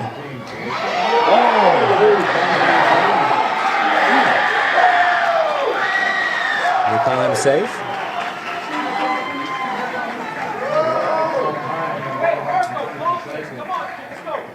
Called him safe as they stole third. It was really hard to see from our angle. It looked like he had plenty of time, but he might have dropped the ball. He did. Oh, he did Dropped drop. the I didn't ball see that. So. As the runner came sliding in, he slid into his leg and No, I couldn't see caused that. him to drop the ball. So now the go-ahead run is on third base. 1-1 the count.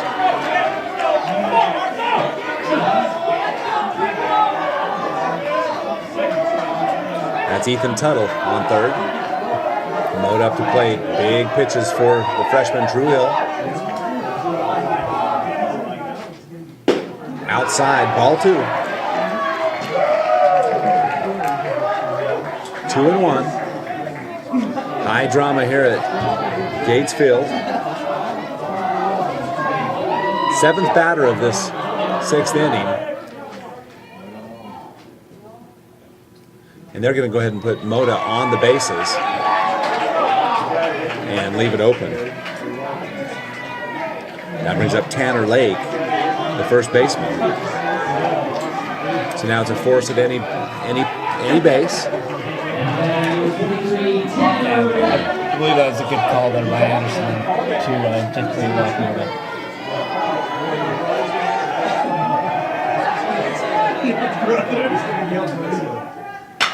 Tanner Lake with a routine ground ball to second baseman. And it's out. Gunnison dodges a huge bullet there. And that ends the top of the 6th. Gunnison will have another at bat coming up when we come back. It's 2-2 at Gatesfield.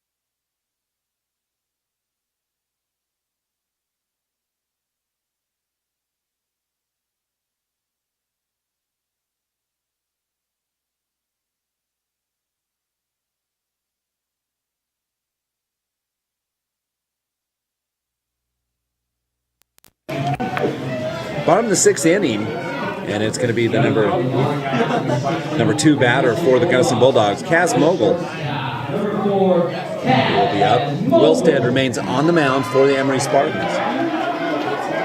We're all tied at 2 with Mogul up.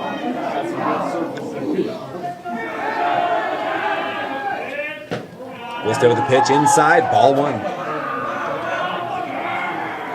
Yeah, Mogul does a good job of staying in there watching that ball.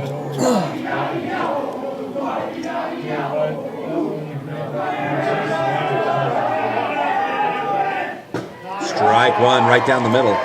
1-1.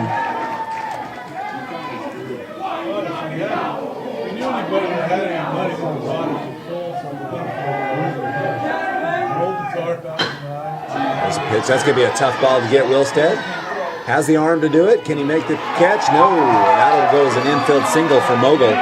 As not a lot of opportunities there for Wilstead to make that play. Yeah. Good effort there by Wilstead, but the speed of Mogul was just too much. We're all tied at 2 in the bottom of the 6th inning. Gunnison led 2-0 till the top of the 6th, where Emery scored 2. Now Gunnison trying to go ahead in the bottom of the 6th. Batting 2, 3, and 4. 2's on base. 3 is Caden Hartley, the designated hitter. Wilstead from the stretch. There's going to be a base. Great bunt up the third baseline. That one's going to go very far over the first baseman. And Mogul is going to come in. Here's the play at the plate. He's going to be out easy. Oh, he made it safe around the catcher. That's very surprising to me. Drexler Tanner.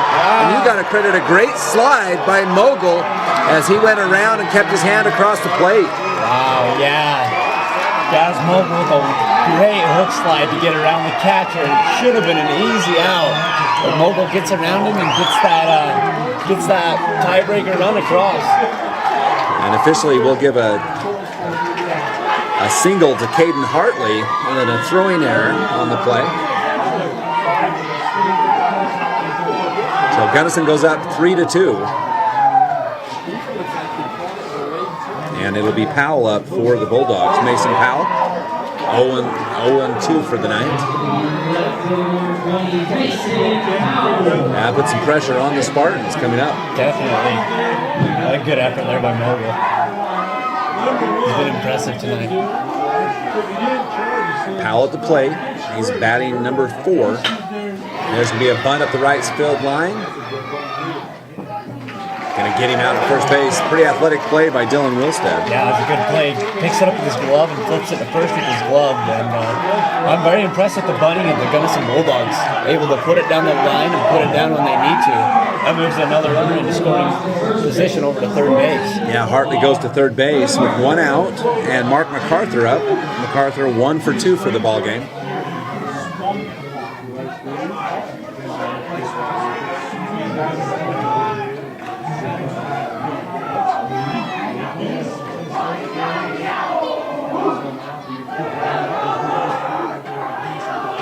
Again, runner at third, 1 out. MacArthur the batter. Pitch fouled off, strike 1. Little momentum shift again. This has been a lot of fun watching it go back and forth. Yeah, it's been it was very intense there at the beginning. Then it kind of went quiet, and it's picking right back up where it was now. MacArthur squares to bunt. Goes after it. Oh, big trouble for the Gunnison Bulldogs. And we're going to see what happens. Got him out at third base. And the catcher just runs down the batter. And that was Hartley. And MacArthur tried to get the bunt. They were going all for it. They were doing the suicide squeeze on that one. And just the pitch was up and out. Yeah, good effort there by the catcher to run down the runner at third base. Great play by Drexler Tanner. There's a little confrontation by the coaches. I don't think there's some friendly words being said.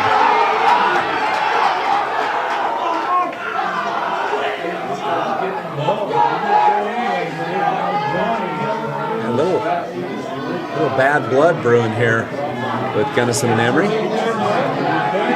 Yeah, I think Anderson was a little upset how the catcher Dexter Tanner fell on top of his runner and kind of stared him down as he made his way back to home plate. Wilstead fouled off by MacArthur. That's strike 2.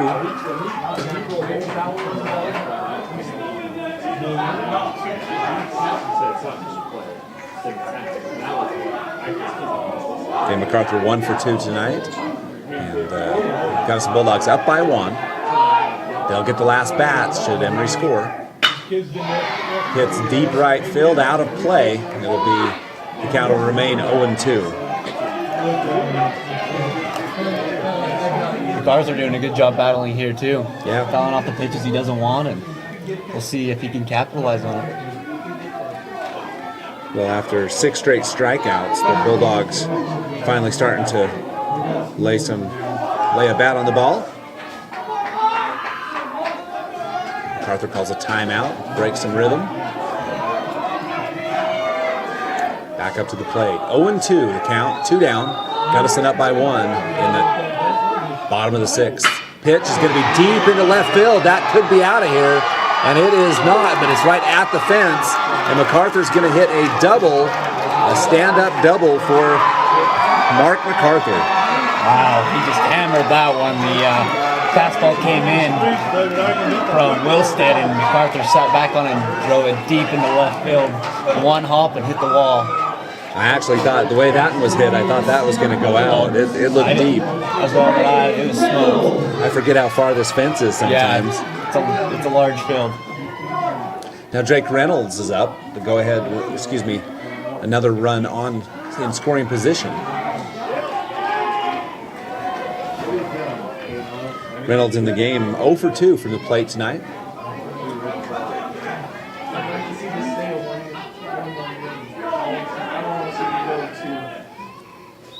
Gunnison will call timeout. Coach Anderson will talk to the...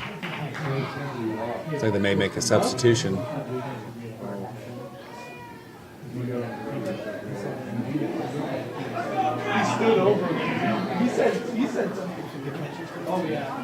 So it looks like they might do a pinch runner. What was interesting is Emery actually substituted a player, number 4, and there was another number 4 already on the field for the Emery Spartans. In the previous game with Beaver and North Severe, the Beavers tried to do that, and North Severe objected for the double numbers, and they would not allow the runner to run. Yeah, you're right. I think you're probably the only one in the whole stadium who noticed that one. Snuck right by me, and they didn't say anything about it. So It's just interesting. it is interesting. So pinch runner comes on, and now it's Drake Reynolds up for Gunnison. Runner in scoring position. 2 down. First pitch to Reynolds from Wilstead.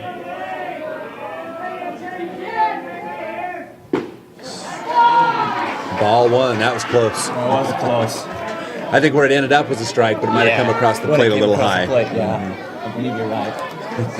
But you heard the S on my lips as I went to say strike. 1-0. Pitch, strike 1. 1-1. Wilstead consistently hits that outside low corner. Yeah, he's thrown very well tonight. Had a little shaky first inning, Yep. and then stayed the ship. He was dominant through 2, 3, and 4, and 5, Yeah.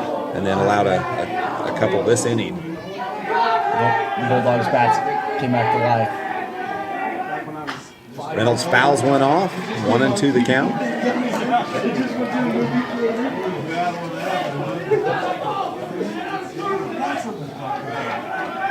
I saw that when I was like 7 years old. A long time ago. 1-2 the count. 2 outs. Runner on second.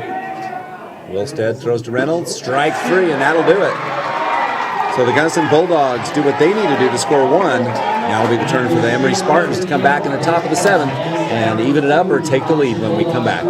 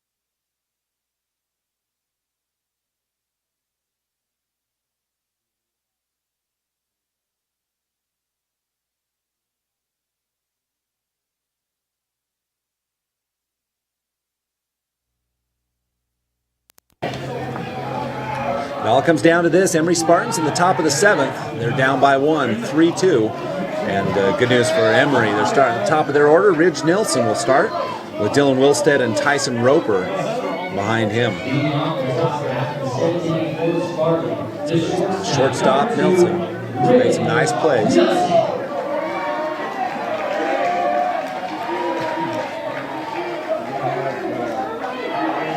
Hope you enjoyed late night baseball here. This is 11:30. Pitch by Hill, strike 1.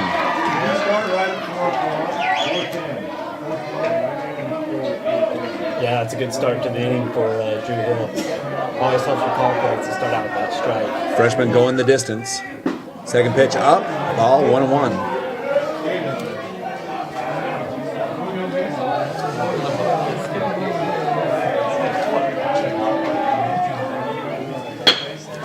Hit to center field. Looks like it's going to be a base hit as it lands in. So the tying runner is on the bases with a single. Dylan Wilstead up next. Dylan Wilstead. Ridge Nelson was 0 for 3 before that at bat.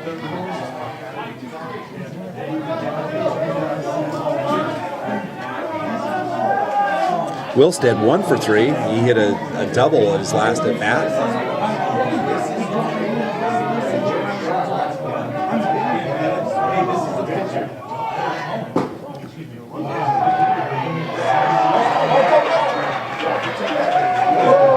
Attempt to steal, and Nilsson makes it in safely to second base, which raises the odds dramatically. Scoring position, the tying run at second. Nilsson shows some speed. The ball hit him right on the back as he slid in. Yeah.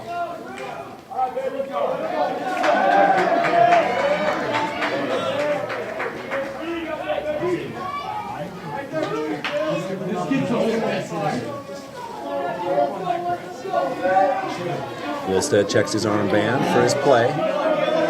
1 ball, no strikes for Wilstead.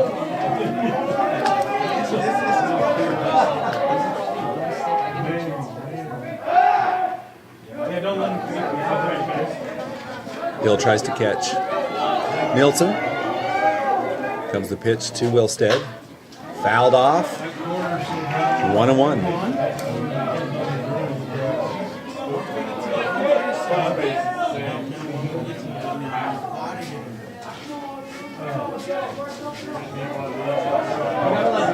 Scores 3-2. Gunnison up by 1. Top of the 7th. Emery has to score to keep this game alive. Scoring run is at second base. Wilstead squares to bunt, and the count is 1-1.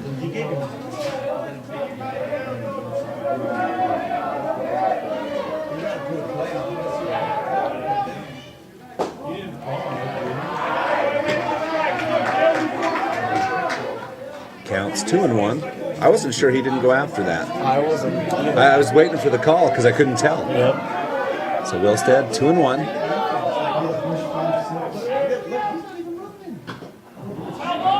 So foul ball. That'll be 2-2.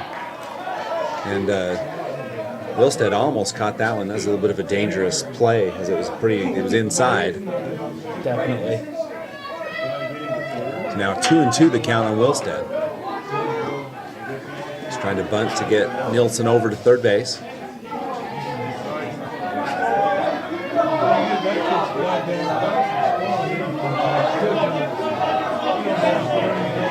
Big pitch for both teams.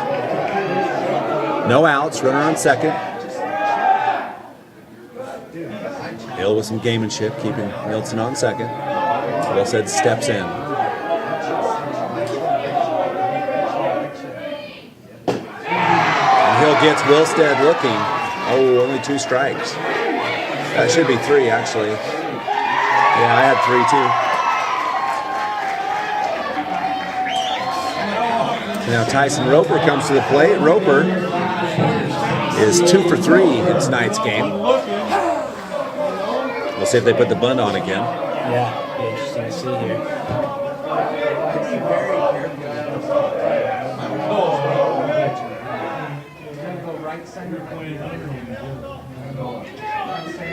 Hill checks the runner. There's a pitch. It's going to be a pop fly to the second baseman. That's a routine play, and it's 2 away. Gunnison Bulldogs 1 out away from moving on. And for the Emery Spartans, it'll be Gavin McDermott. He's the center fielder. 0 for 3 tonight so far. But McDermott very capable. Yep, this is the time to shine here and bust out of that.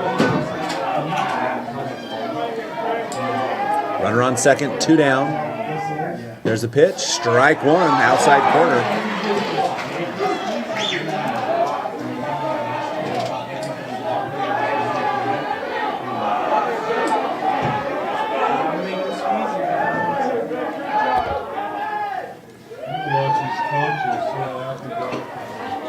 Hill continues to check the runner. 0-1, here's the pitch. The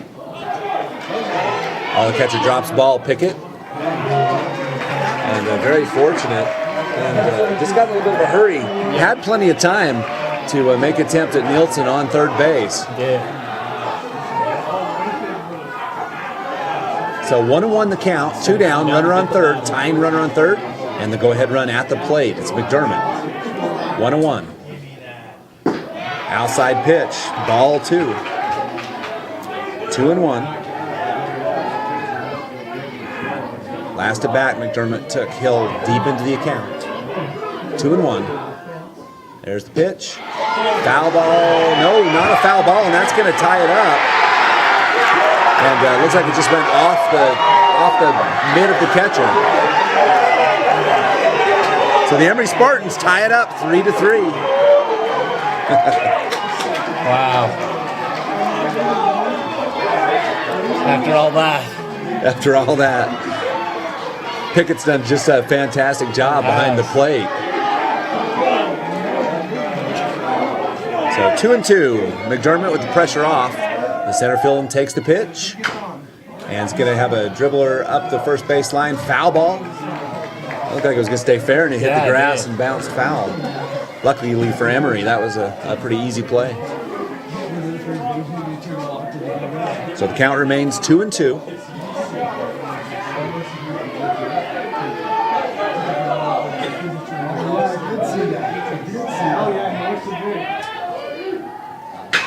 There's a hit to the third baseman. The play comes across, ball's through, and the batter's out. That'll do it for the top of the seventh. And Emery scores 1 run on 1 hit with no one left on, and we're all tied up at 3 going into the bottom of the seventh when we come back.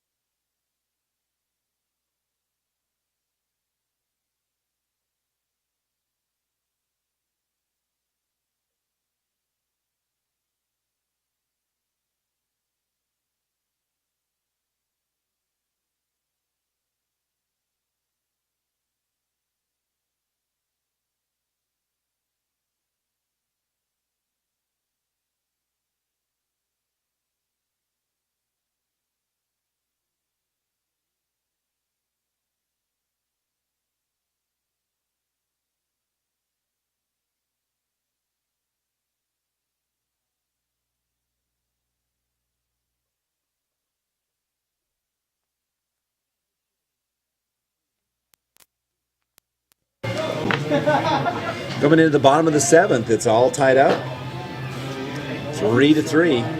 And if this isn't late enough, extra innings may be looming. One thing you can guarantee is I'm sure there'll be a new pitcher. Yeah. Well, not necessarily. Well, I mean, you would think, but great game between two great teams, the Gunnison Bulldogs and the Emery Spartans. It'll be Pickett, the number 7 batter. 7-8-9 for the Bulldogs. Wilstead has been pitching very strong in the last innings. Strike 1.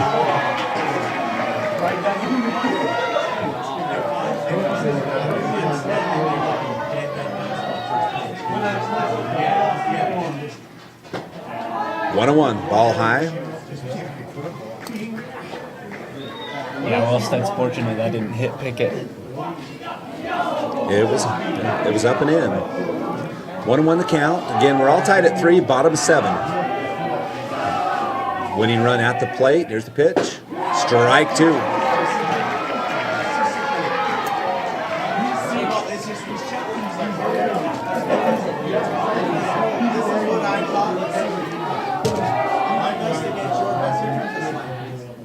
Pitch from Wilstead fouled off by Pickett. He stays alive. Count remains 1-2.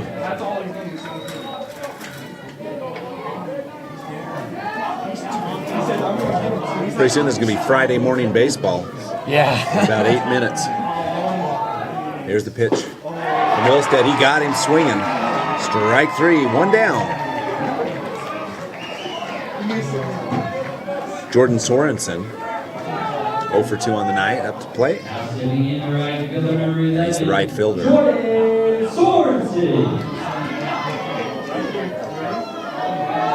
Wilstead with the pitch. Strike 1.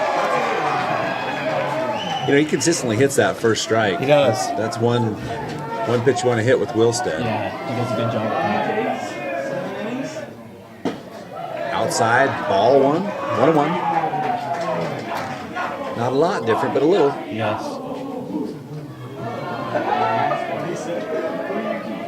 There's the pitch. Strike. What a beautiful breaking ball by Wilstead. 1-2 the count on Jordan Sorensen.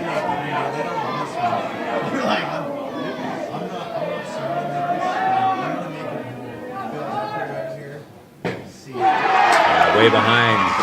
Wilstead just throws it on the fastball. Strikeout number 2 in the inning. And it comes down to Garrett King, the second baseman. Stepping into the box in the second baseman, number 3, Garrett King. 2 down. We're all tied at 3, bottom of 7. Ball 1. I actually think that would have been a strike had the catcher squoze it. I believe so as well. He gave the beginnings of a strike call and then pulled it. Ball 1.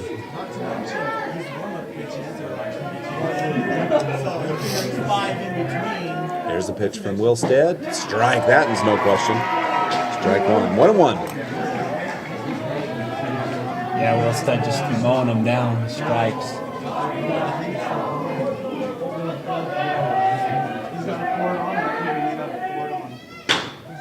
It's going to be a foul ball. Strike 2. 1-2 the count.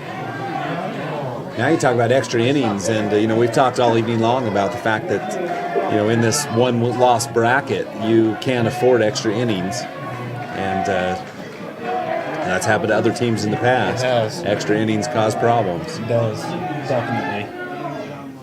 Strike 3, and that was an easy one as Wilstead mows him down 1-2-3 and takes us into extra innings. And when the Bulldogs come back, it'll be the leadoff batter 1-2-3, and the Emery Spartans will start 5-6-7 when we come back.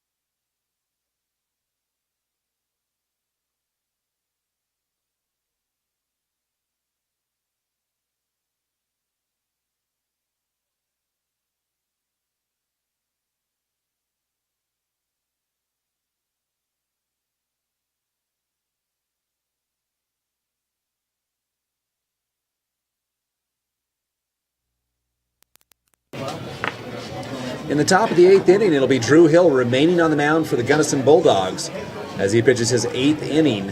And they're going with the freshman, and he's been outstanding tonight against one of the 2A's most dominant teams. Yeah. Especially as a freshman, Drew Hill coming in here and throwing a game like he has tonight. He's carrying the team on his shoulders. It's very impressive. So Hill will be facing number 16, Braden Burke, who is the third baseman. He's 0 for 3 tonight from the plate. Top of the 8th, we're all tied at 3. There's the pitch by Hill. Ball 1.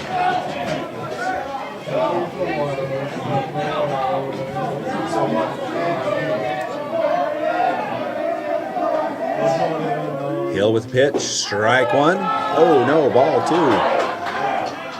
That one surprised me. Yeah. I thought he was giving the strike sign.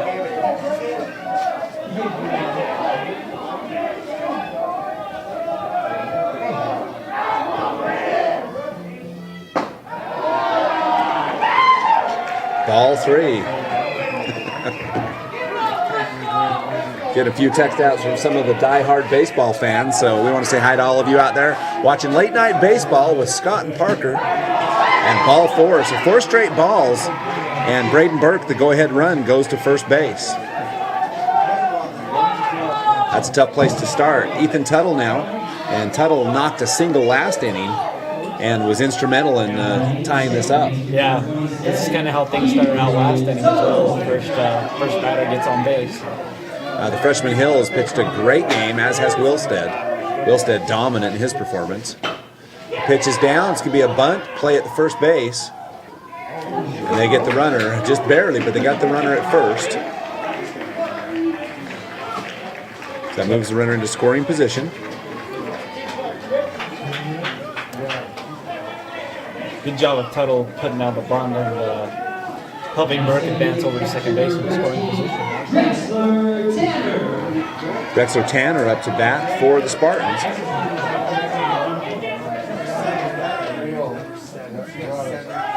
So here's the deal. Braden Burke is at second base, one down, and one away. One away, and we're all tied up at 3 rather. Strike one for Tanner.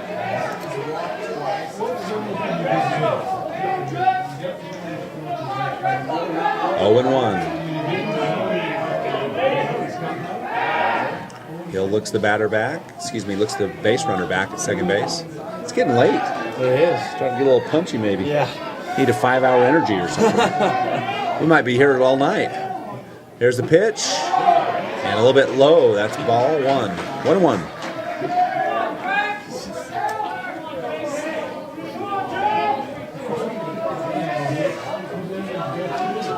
One and 1 to Tanner.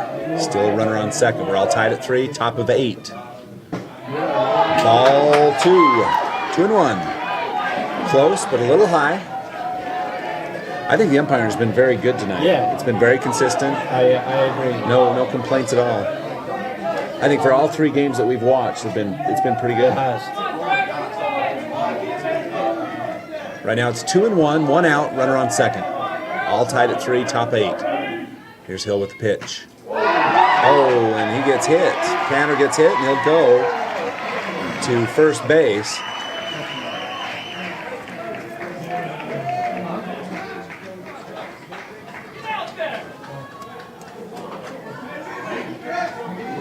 Hill stays in the game, and what a game for the freshman. Yeah.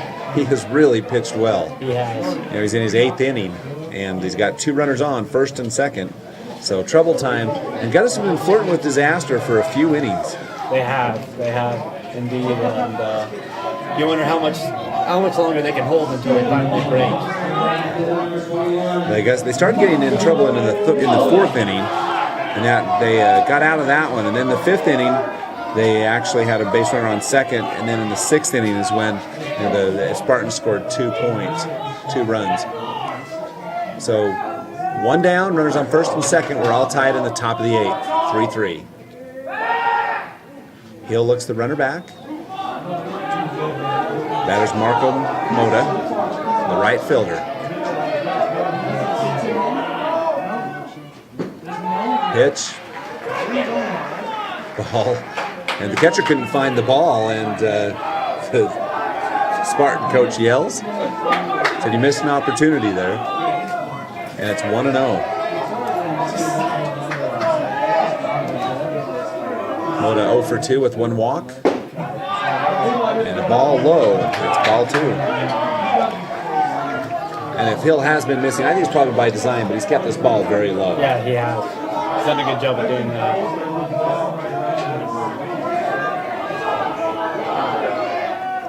Hill with pitch, strike 1. 2 and 1.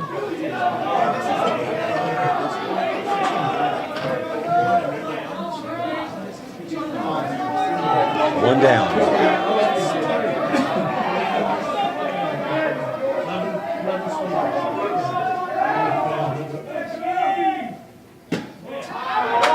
Inside, Hill just misses. 3 and 1 on Moda.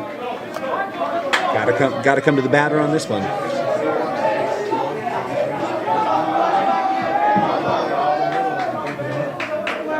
Three and 1. And this is one where Moda could tee off. He knows he's got to come with a strike. Definitely. There's the pitch from Hill. And it's a walk down low and out. So that'll load up the bases as Burke goes to third, second for Tanner, and then Moda goes to first. Yeah, Emery with a huge chance here to bust things open with the bases loaded and 1 out. And we got some coaching staff talking for just a second. And I think they're going to go with the Hill. So bases loaded, 1 down. We're all tied up at 3. Top of 8. Strike 1.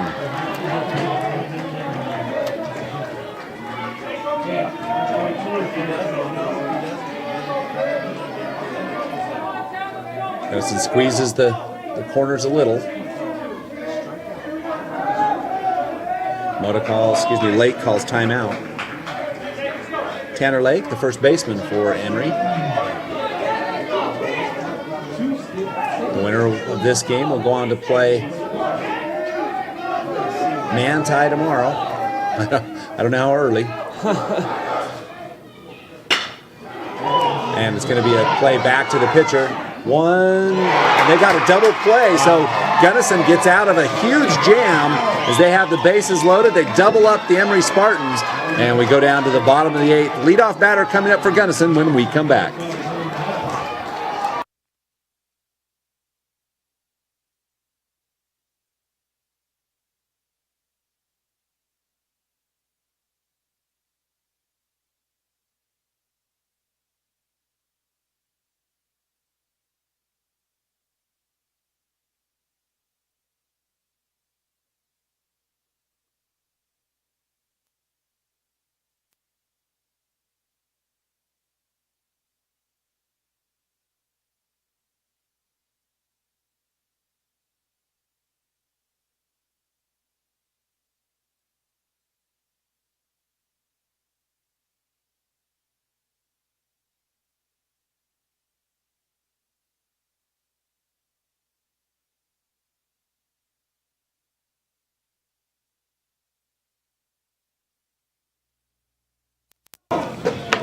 Bottom of the 8th inning, we remain tied at 3 as we go in the extra innings, and Wilstead stays in. So we saw Hill pitch his 8th inning, and now we see Wilstead pitching his 8th as well.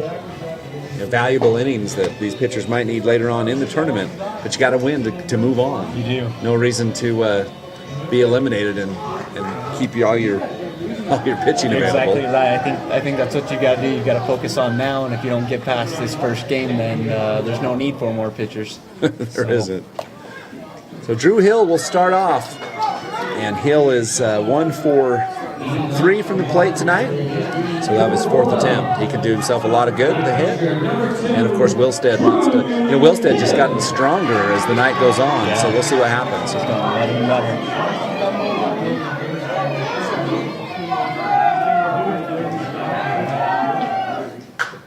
Hill fouls one off. Strike 1. We talked about this. Wilstead consistently hits that first strike. Hill went after it there, but just couldn't capitalize. Ball 1, a little high. Hill almost took a swing at that one. Yeah, he did. He was holding back.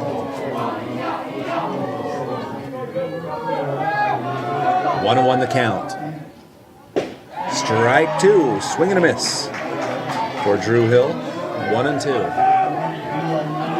Freshman leadoff batter for the Gunnison Bulldogs and the pitcher. This has been a pitcher's duel. Both pitchers have pitched 8 innings now. Pitch is low and out. Ball 2, strike 2. Yeah, I think Hill's fortunate there that the catcher dropped the ball. Yeah. Pitch from Milstead. Strike 3, and the ball's on the ground. And Hill gets tagged out by the catcher. And so it's out number 1.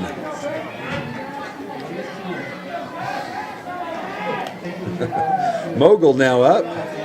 Kaz Mogul with a double and a single. He's 2 for 3 in the game and was instrumental in that extra base. Mogul the shortstop. Strike 1. I wish I would have kept a count on Wilstead's first strikes. I'll bet it's 90%. Yeah, it's got to be way up there. Strike 2. That was just a straight fastball. And Mogul took a good swing at it. Now Wilstead way ahead at 0-2.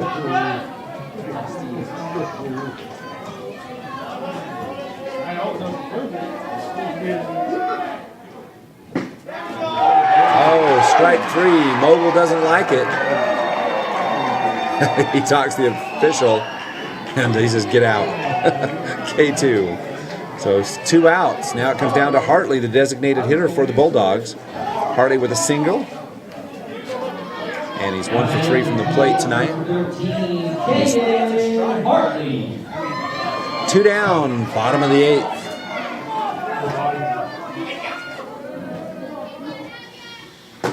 Strike 1. Hartley takes a big cut at it. That might have been a little high. Yeah, it was a little up. Comes Wilstead. Inside pitch, 1-1. Just a good hard fastball on the inside, looking for the corner. Couldn't quite get it. 1-1. Low, 2-1. This umpire sometimes has a motion that looks like he's going to call a strike. he does. And he's got me a couple times on it. Like I said, he's done a good job from behind the plate. No complaints. I complain, but not tonight. And there's going to be a hit to the second baseman, fielded cleanly, and the batter's out. And that'll do it for the 8th inning of play. And we move to the 9th, all tied at 3. It'll be Emery when we come back.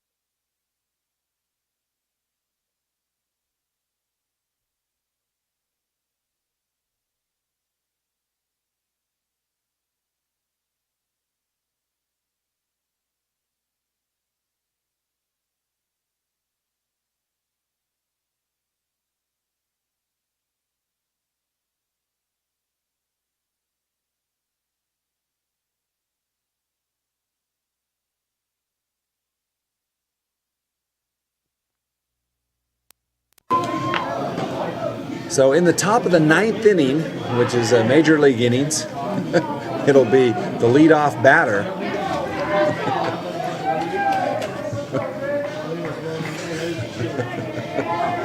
Getting funny text now from the gallery. We do need some Starbucks, that's for sure. The 5-hour energy ran out a while ago, Dell. Anyway, top of the 9th, there'll be the leadoff batter for the Emery Spartans. That's Ridge Nelson. Nelson with a single last at bats. He's actually 1 for 4 so far tonight. Hill remains on the mound for Gunnison, and the freshman is just phenomenal. Just keeps throwing. Yep. He's doing a good job at it. He's been tough. Pitch is little inside, 1-1. Okay, everybody's getting just a little tired now, but the teams keep playing on. We're at Friday morning. There's the pitch by Hill, outside, ball 2. If you would have told me that any freshman was going to pitch 9 innings in a playoff game, I'd say I doubt it. Yeah, it's impressive. No doubt about it. Hill underneath, big swing by Nilsson. It's a strike 2. So we're all even, 2-2. The score is 3-3. We're in the top of the 9th, Gunnison and Emery. I can't imagine anybody else watching this other than the people from Gunnison and Emery. Yeah. Well, a few people from other schools who are interested. Pitch is out, full count. And that's one of the very few times Hill's missed badly. Yeah. He's been very consistent tonight. Yeah, Hill's been great. Both pitchers have been phenomenal. It's just Yeah. been a great pitcher's night. It has. Been a battle.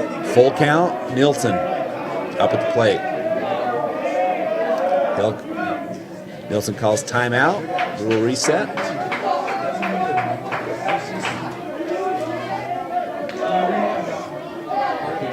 Here comes the full count pitch. Ball 4. Nilsson will take a base.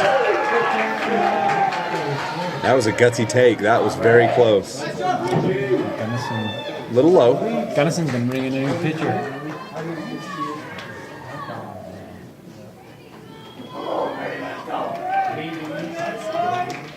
So it looks like they are. And that's one of those things where he'll actually get another. He ends up with that 9th inning just on the one batter. Yeah. And he's pitched. I think he's done a fantastic job this evening. He has. And he'll move out to left field, a little dejected. And Powell comes in to pitch for Gunnison, I believe. Yes. Number 20, Mason Powell. Listen to some of the gallery saying that Powell pitched 7 innings earlier. So this is a tough spot for the Bulldogs. The extra innings is where it does not help. No.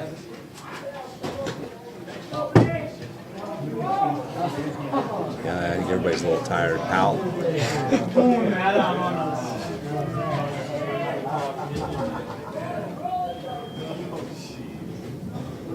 Powell, with a little bit of a sidearm delivery. Comes curving in.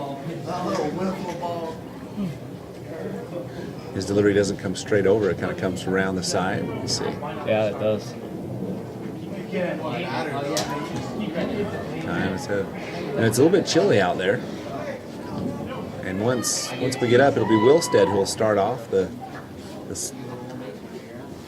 first batter for Powell. Again, Hill went almost 9 innings. And Powell struggled a little bit in the warm-ups. A few pass balls.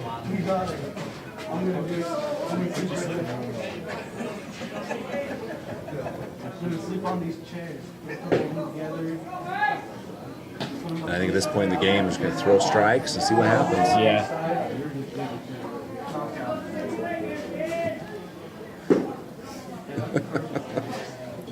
Yeah, I'm getting texts from all kinds of people saying we're sticking with you. Well, we appreciate all the watchers sticking with us and keeping us awake here at Kearns. It's a pretty good ball game, 3-3. Runner on for Emery in the top of the 9th inning. And Mason Powell will be on the mound for the Gunnison Bulldogs. And up is Dylan Wilstead, the pitcher for the Emery Spartans. So runner at first, we're all tied at 3 in extra innings, top of 9. Wilstead up, and Powell gets Nilsson back to first. Wilstead steps in, here's Powell. First pitch, Wilstead bunts, and he's going to go to first base. Wilstead is out, and Nilsson goes to second base. Yeah, Wilstead does a good job there. Moving Nilsson over to second base in scoring position. So 1 out, and Nilsson second. So now it's going to be Tyson Roper, and Roper is 2 for 4 tonight with 2 singles in his first 2 at-bats.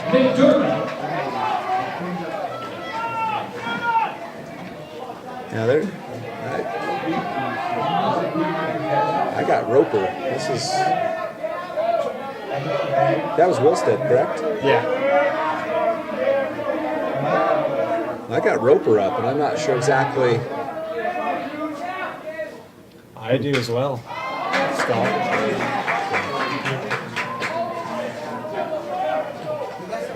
Kind of weird. Yeah, they're just. McDermott's the guy at the plate, but Wow. I don't think they could have substituted Roper out. No. That was Wilstead that just bunted, correct? Yeah. Correct.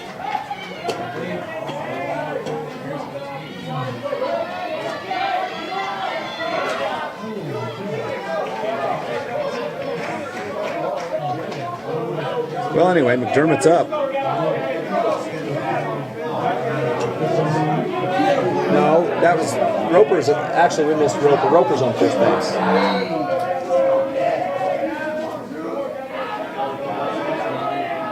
So actually, they called him safe at first, and I missed that. So there's no outs. Really? No, there's 1 out. Yeah. A fly ball out to the first baseman. So McDermott flies out.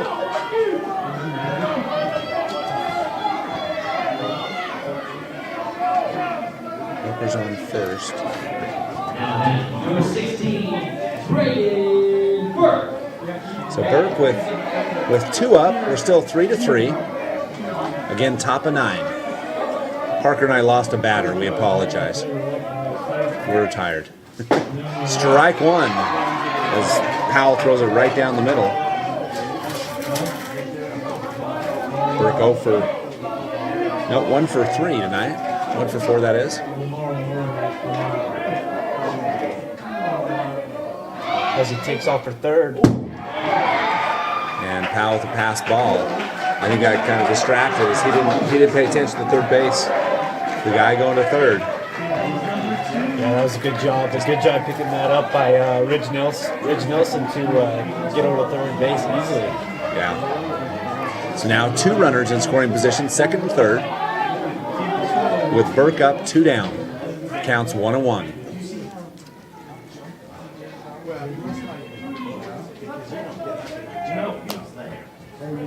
So Mason Powell is, when we talk about this, is the second inning game for Gunnison today. He went 7 earlier, so this is his 8th inning. And of course, we already talked about the fact that Hill went, 8 innings and 1 more batter. So Gunnison pitching staff pretty tired. And Wilstead pitches. He's pitched 8. We'll see if they come back with Wilstead for the remainder of this one. So Burke at the plate for Emery. Again, runners on second and third, 2 down. We're all tied at 3 in the top of the 9th.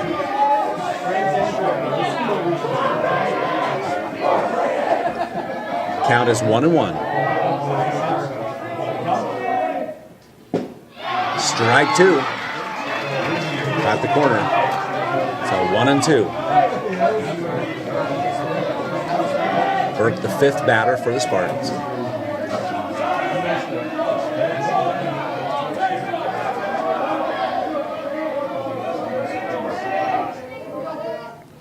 Pitches up, fouled off. Burke barely got a piece of that. Good battle by the batter.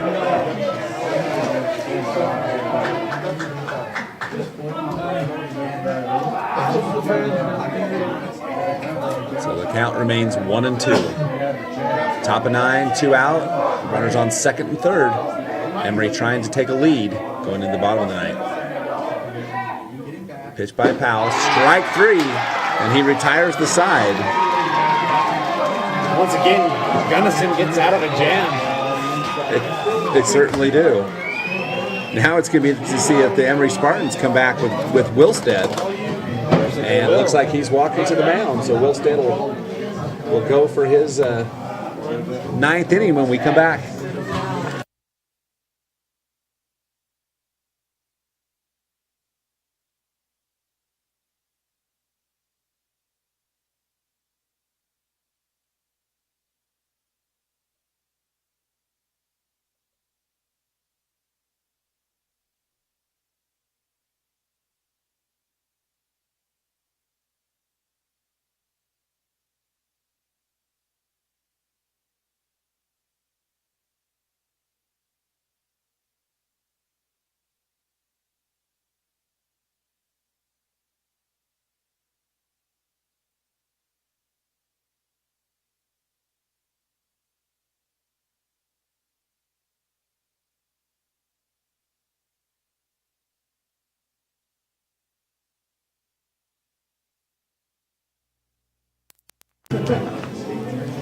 Coming in the bottom of the 9th, looks like Dylan Wilstead will remain on the mound. This is his 9th inning.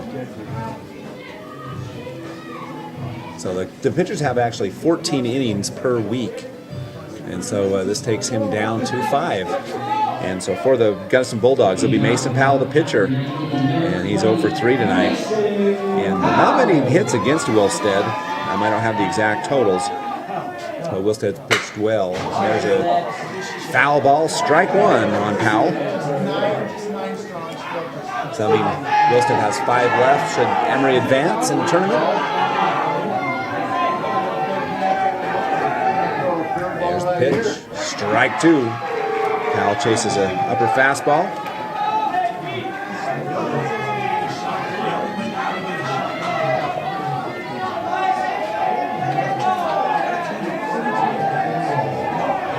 Oh and 2. Pitches up, ball 1. So Powell, the pitcher for the Gunnison Bulldogs.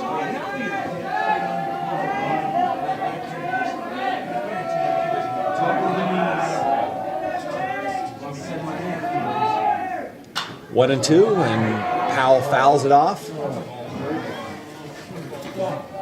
So the count remains 1 and 2.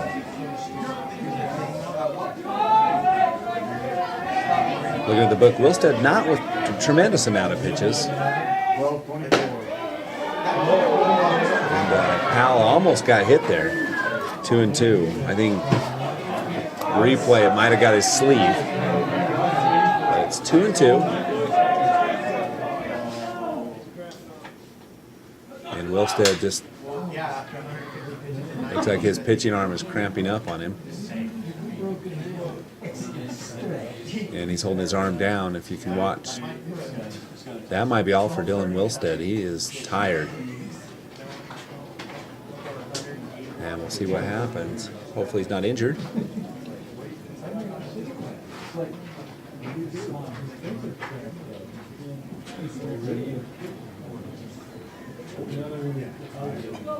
So they'll tend to Dylan Wilstead out beyond the mound.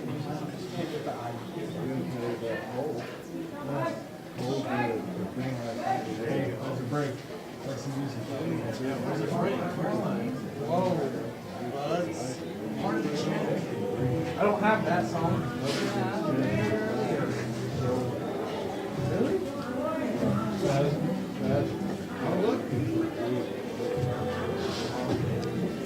So Wilstead, after that last pitch, just kind of cramped up, and we'll see if he stays on the mound. Looks like he will stay on the mound.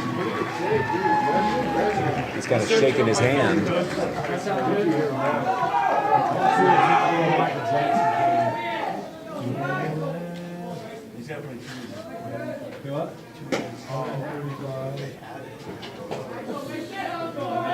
So Wilstead gets he's going to stay in the game to pitch. Looks like his hand's cramping up, and coming in the bottom of the 9th inning, you can understand why. That's a lot of pitches. Yeah, definitely. That's a lot to ask from anybody. 2 and 2. Wilstead with the 2 and 2 pitch. Strike 3, and Powell is going to be out. Strikeout for Powell. So Mark MacArthur now, the first baseman, has an RBI in this game. Hit a double at his last at bat. Hit the fence in left field. So 1 down, bottom 9, 3-3.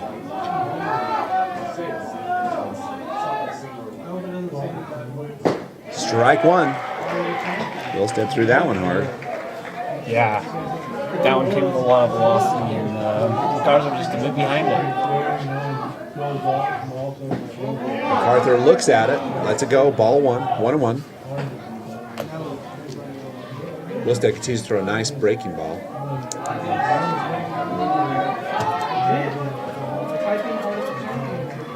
MacArthur at the plate, here's the pitch. The inside, ball 2. It's one of the rare times Wilstead's been a little behind. MacArthur, the number 5 batter for the Bulldogs. Strike 2. Big, powerful pitch. Just a fastball catches that outside corner. Yeah, good pitch there by Dylan Wilstead. Again, we're all tied at 3, bottom 9. High school games only go 7. This one's in extras. Foul ball. MacArthur pretty lucky to get to that one. Yeah. He actually hit that way behind the plate. He did. Very fortunate to get a piece of that one. Yeah, he was sitting on a curveball. Had to foul it off. 2 and 2. MacArthur. Strike 3 as a big breaking pitch. Beautiful pitch. Strikeout number 2. Parker, in the 7th, 8th, and 9th innings so far, Wilstead has 3 strikeouts in the 7th, 2 in the 8th, and already 2 in the 9th. Wow. We got Drake Reynolds.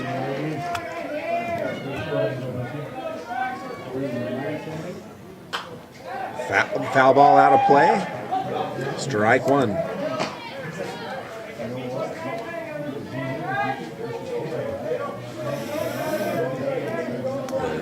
Drake, the center fielder for Gunnison. Pitch from Wilstead. Down and out, 1-1.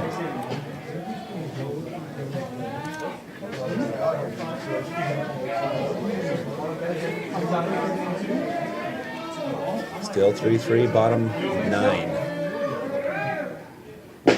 Oh, beautiful pitch, strike 2. The whole crowd just went, oh. Yeah. It's pretty Good pitch. pitch though by Wilstead, breaking ball. Yep.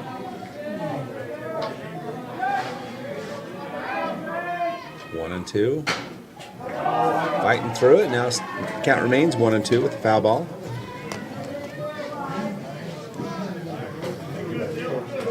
And at every at bat, Reynolds has been deep in the count.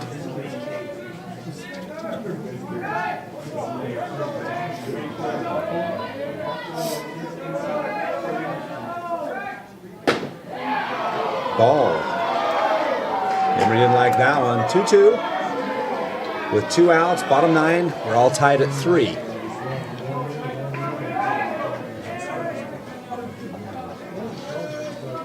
Reynolds trying to get some action going for the Gunnison Bulldogs. Outside, ball 3, full count. That's one of the few times that Wilstead's gone to full count.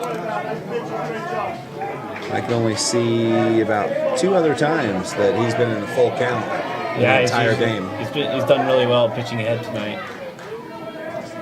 So full count, Wilstead comes to Reynolds, and he plays it. It's going to be hit in the gap. The shortstop there, great play, and gets the out. What a beautiful play by the shortstop of the Emery Spartans. And that's it for 9 innings of play. We go to number 10, all tied up at 3.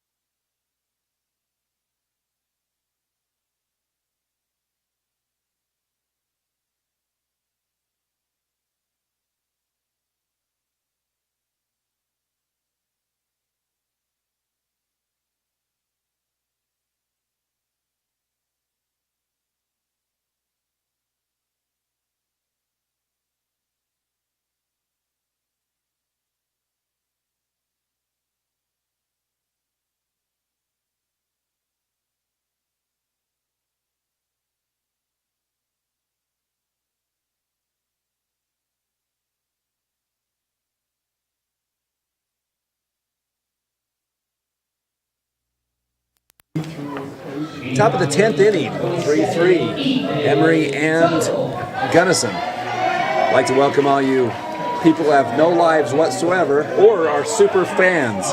Those are the only people watching anymore. I'd like to welcome you to our broadcast. 3-3, Mason on the mound. Pitch goes deep to right center, and that's going to be a base hit. No, that might be 2. We'll see. No, it's going to be a base hit. A leadoff base hit for Ethan Tuttle. Yeah, there's a outside pitch. He does a good job just going with it and taking it to right field and getting things started off here for the Spartans. Drexler Chandler up now, the catcher for the Spartans. And we'll see if he bunts to move Tuttle around the bases.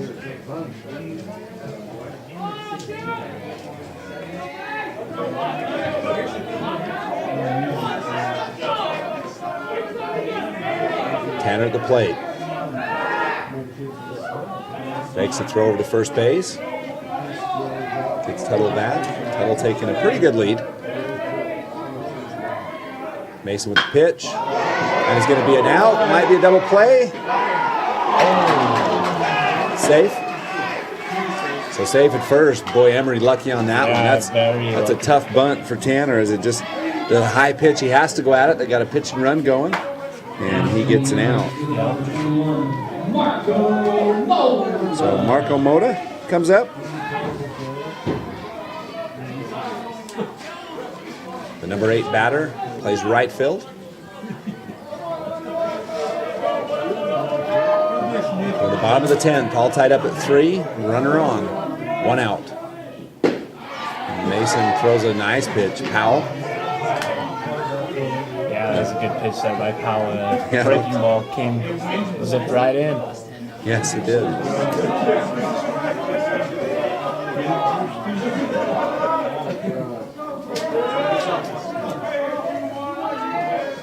Tuttle on first. Get a pitch out.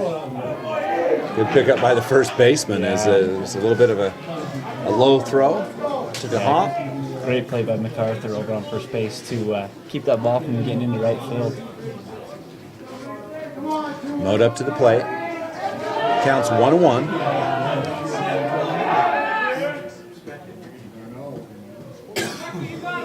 Powell makes Tuttle come back to the base. Ready for the pitch for Moda. Strike 2. Count is 1-2 with 1 out, 1 runner on first.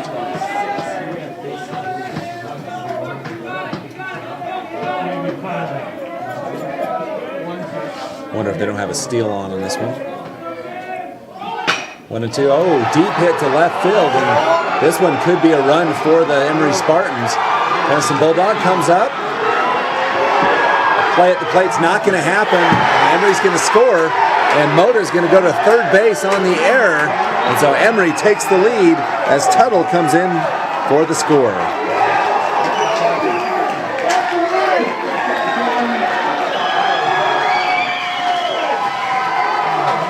So Marco Moda with a nice hit, and he gets a double into right center. That was just a great hit in the gap. Tanner Lake now up for the Spartans. Moda's on third.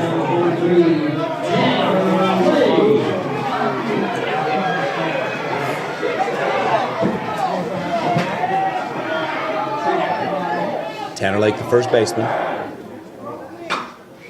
Foul ball. Off the handle. That was almost off the fingers. Yeah, it was. So it's 4-3 now. Now that forces Gunnison to at least score 1, and then there's another runner in scoring position with 1 down. And it's Lake at the plate. Leadoff batter Nilsson coming up next. Pitch by Powell. Strike.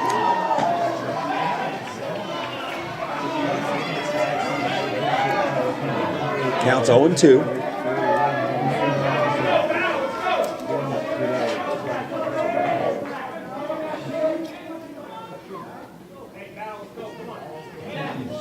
Again, Moda's on third. Lake up to bat, and it's 4-3. That's a first lead for Emery in this game, and it's at the top of the 10th. Low, 1-2. Good safe pitch for Powell. Right, Emery's done a good job battling here, showing resilience and coming back here in the top of the 10th to take the lead. Ooh. Tough break for Powell. That looks pretty good. That makes it 2-2. You can hear the Gunnison fans didn't like that one at all. Hard to tell. It was close. It was. Could have gone either way. Yeah. 2-2. And Lake will call a timeout as he resets on the plate. 2-2, 1 out. Here's the pitch. Fouled off on the right side. Lake continues to battle.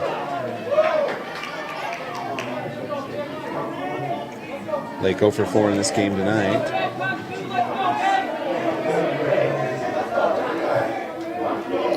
Two, 1 down. Runner on third. Here's the pitch. Behind the batter, full count. You can see Powell a little tired, lost a little control on that one. He's pitched very well, considering. He has. He's done well.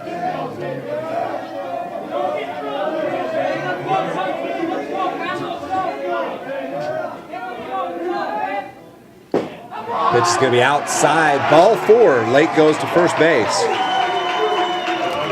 which leaves runners on the corners with 1 out and the leadoff batter Nilsson. Ridge Nilsson up to plate. They're going to sub out Lake.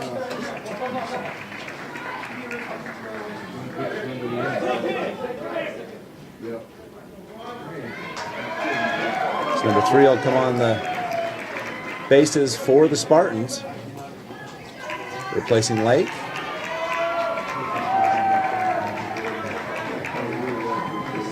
Quite a battle between Lake and Powell. Lake got down early in the count, was able to hold on. Yeah, did a good job there. So the shortstop, Ridge Nilsson, comes up. He's got runners on the corners with 1 out.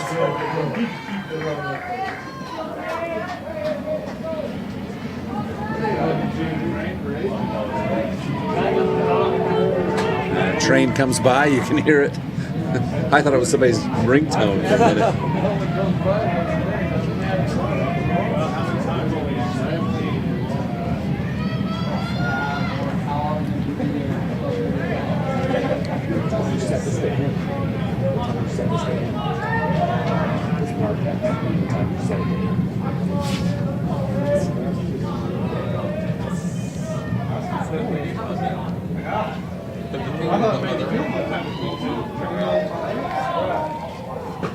The runner advances to second base. So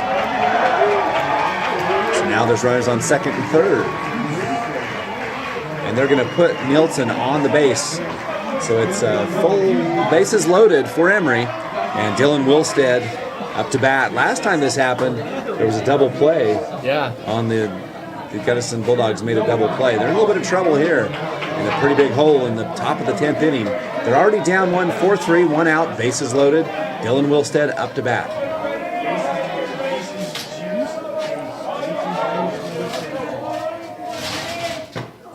Strike 1.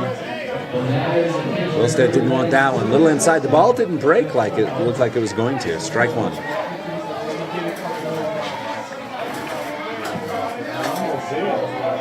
Yeah, he kind of got caught up there in the half swing and kind of went through with it. Outside ball, 1-1.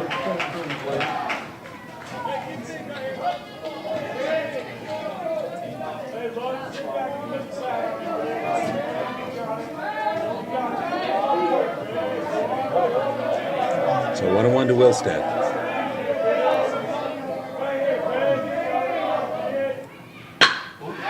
And there's a base hit for Wilstead. That's going to score a couple of runs. Right fielder gets into second baseman. Nothing there. And that'll score 2 more runs for the Emery Spartans. And that will take them up to 6-3.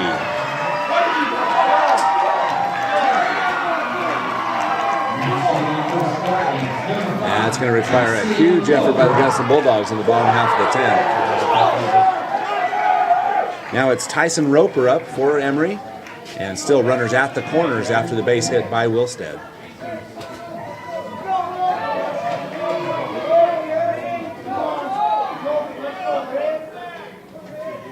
Pitch from Powell. A little bit wild. No one coming, but the runner does advance to second.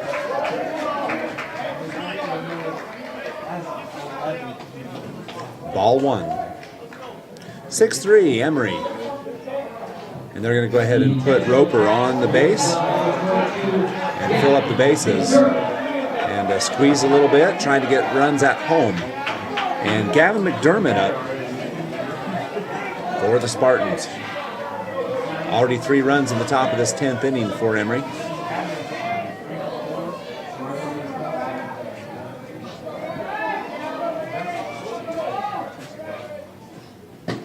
Strike 1.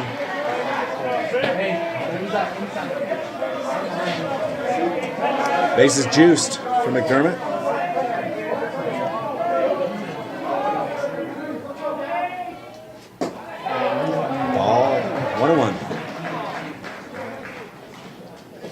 There's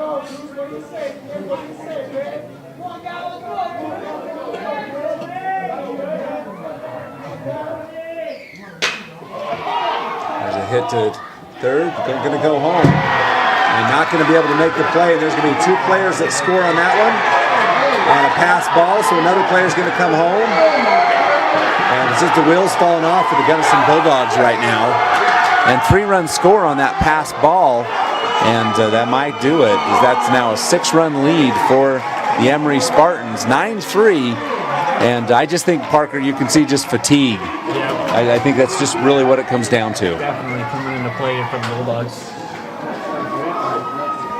Yeah, it's been a great game. It's hard to, see errors like that. Gunnison will have another shot at it. They're down 6, 9-3.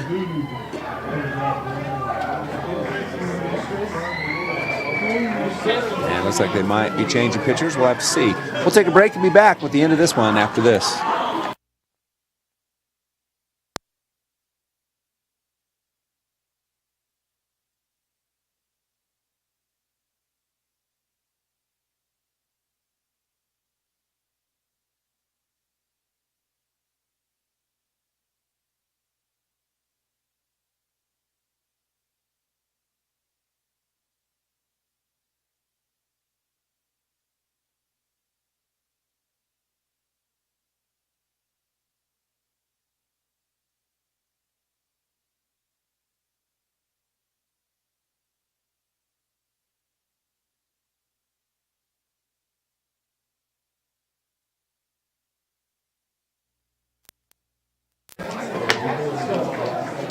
Scott Langford, Parker Fails. We're in the bottom of the 10th, and Emery scored 6 in this. Sorry, top of 10th, and Emery scored 6.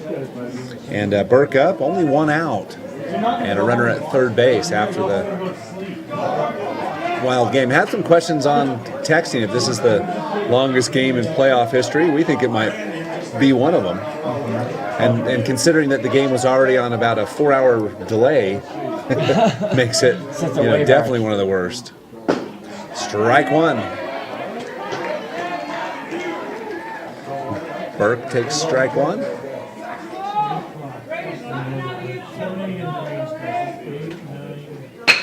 There's a hit to the second baseman. Goes to first base. And that's 2 away. And another run scores, makes it 10-3.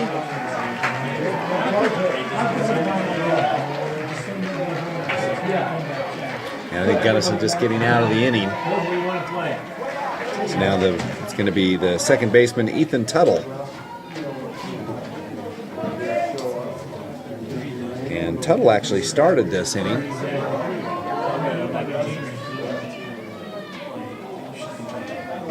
Two down, 10-3, 7-point lead for Emery. Strike 1.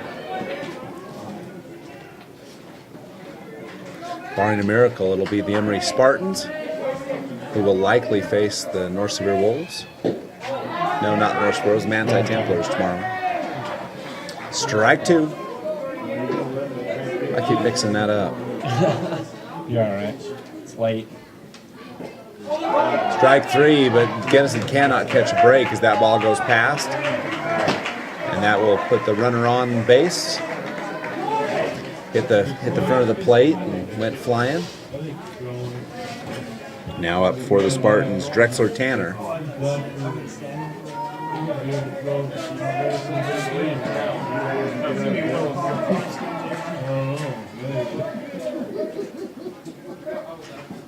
First pitch is in there for a strike.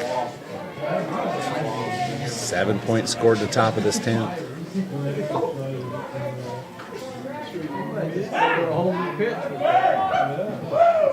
Powell looks the runner back at first.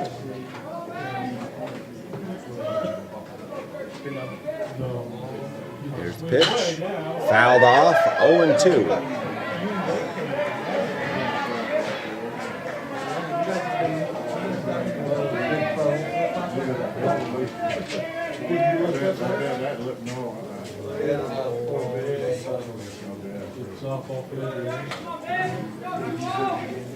So 0-2 to Drexler Tanner.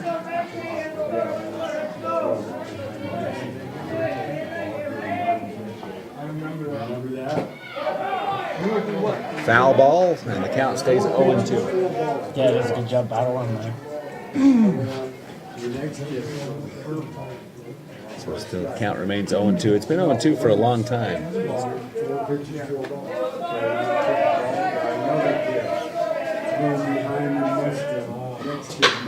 Powell with a deep shot, and it's going to land, if not his Tanner. And it's going to be another single for the Spartans. And so Marco Moda comes up again.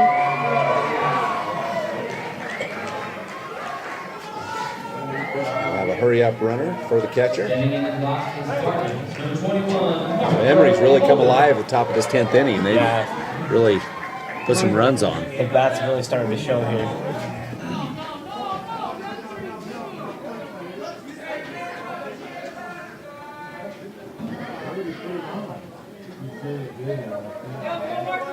So Moto will be up to the plate. Runners on first and third.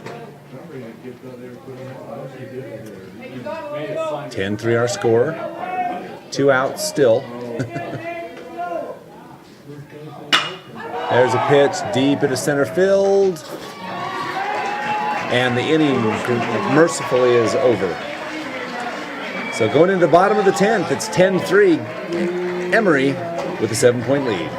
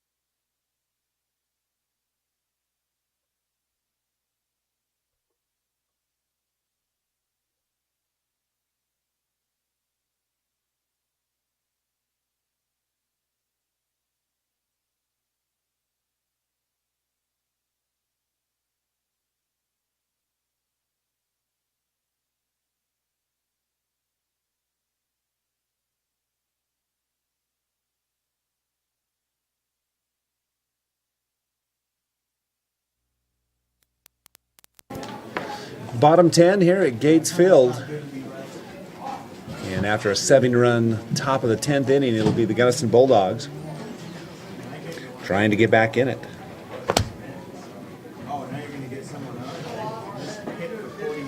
So it looks like we're going to have some, try to see who the batters are. Might be some changes.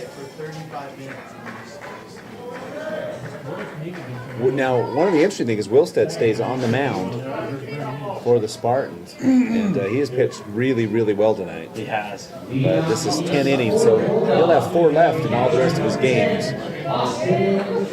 So pick it up to bat for the Bulldogs.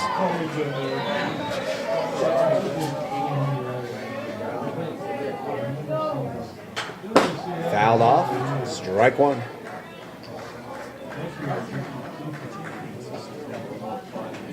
Harris on deck.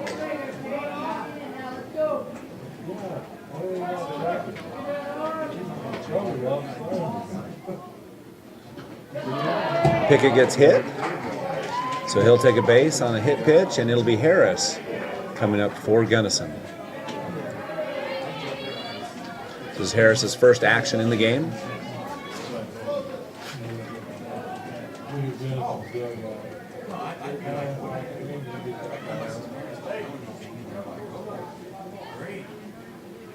And I'll go ahead and make that substitution now.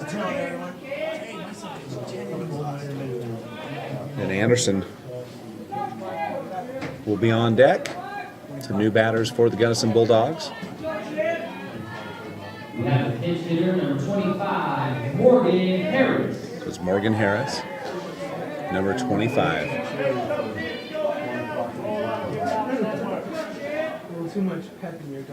Wilstead, strike one.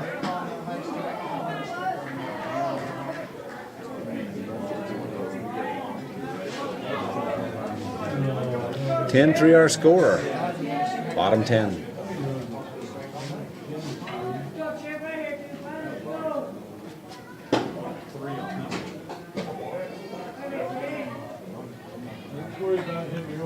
Harris, ball 1-1-1.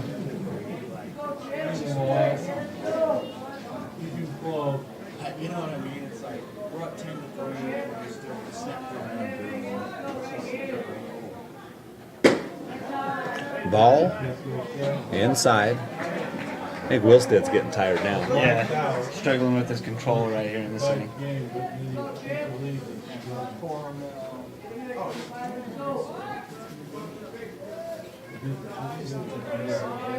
Lead for Pickett, Harris. Ball, they throw down to first again. Call a timeout as the Emery coach will talk to Wilstead.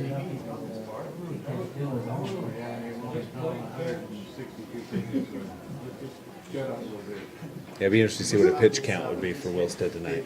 Yeah, It's a lot. it's got to be way up there.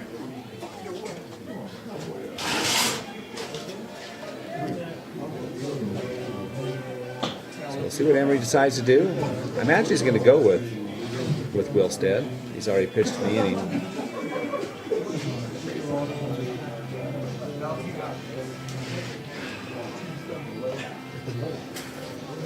So Wilstead stays in bottom 10. He's pitched the whole time, so this is most likely going to be a win for Wilstead. Gunnison 7 runs out, 10-3, bottom 10, with no outs, runner on first. Pickett's on first. Wilstead high, ball 4. And he'll take a base. That brings up Anderson, number 22.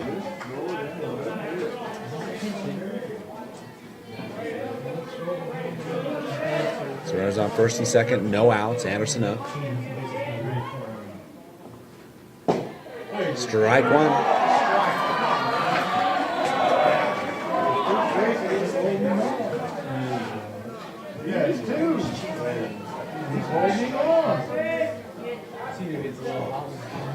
There's the pitch from Wilstead, high, ball 2. Oh, excuse me, 1-1.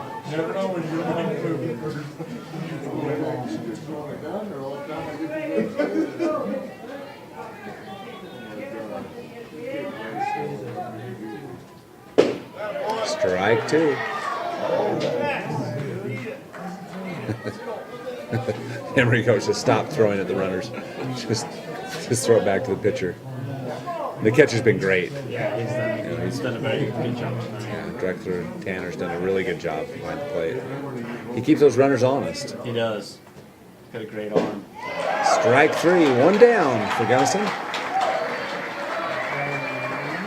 Now to bat is Hill, the leadoff batter for Gunnison. Runners on first and second. Hill pitched 9 innings today. Bright future for Drew Hill. Wilstead throws outside corner, strike 1.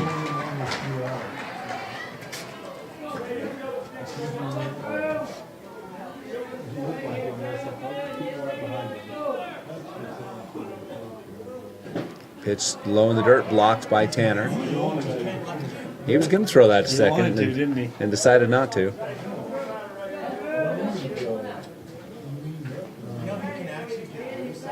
The count's 1-1. 1 out, runners on first and second. Gunnison down 7. Bottom 10. Foul ball out of play on the right side.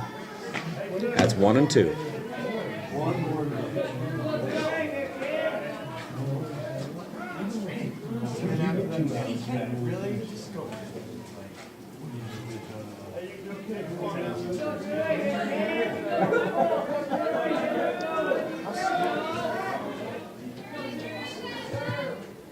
Wilstead with a pitch, inside, strike 3.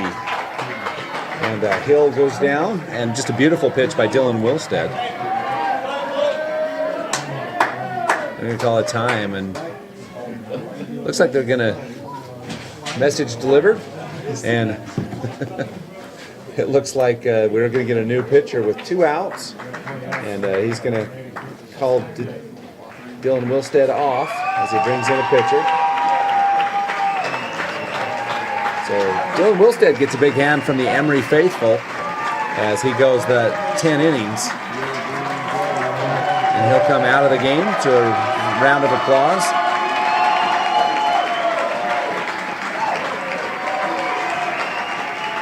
And a good show of sportsmanship. The Gunnison coach walks over and shakes Wheelstead's hand and says, "Great job." Yeah, it's a good performance. 10 innings. Hey, bang that zone box right there, huh? So now for Emery. We'll have to see. I don't have the number. You'll have to get that for me, Parker. Okay.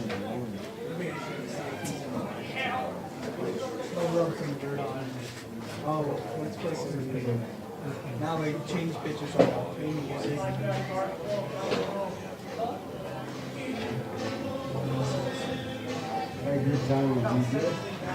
Yeah, the program doesn't have any numbers, so we're not sure who this is, but it's number 7 for Emery.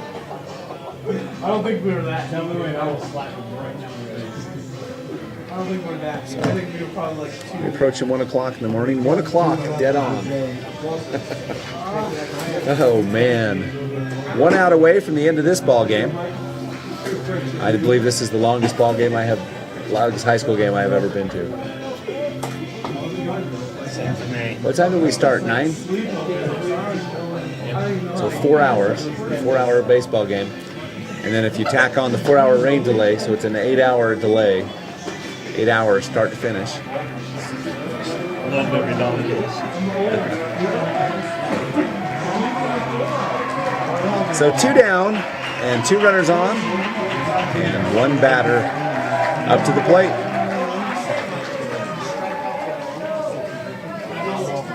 So Mogul comes up.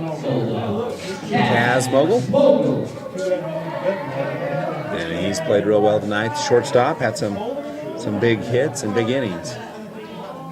Here's the pitch. Strike 1. I think that strike zone's going to get pretty big.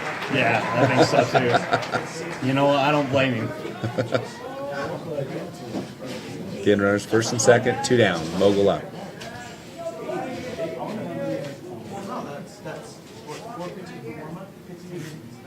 There's the pitch. It's going to be hit down the baseline. Foul. 1-2. 0-2.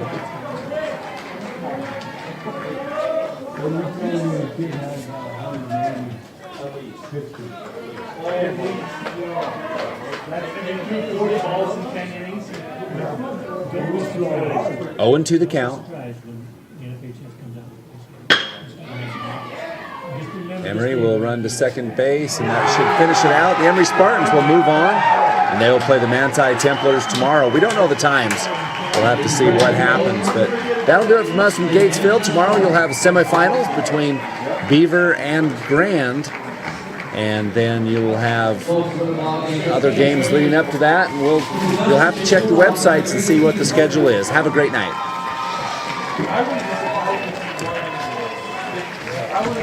I'm out of here.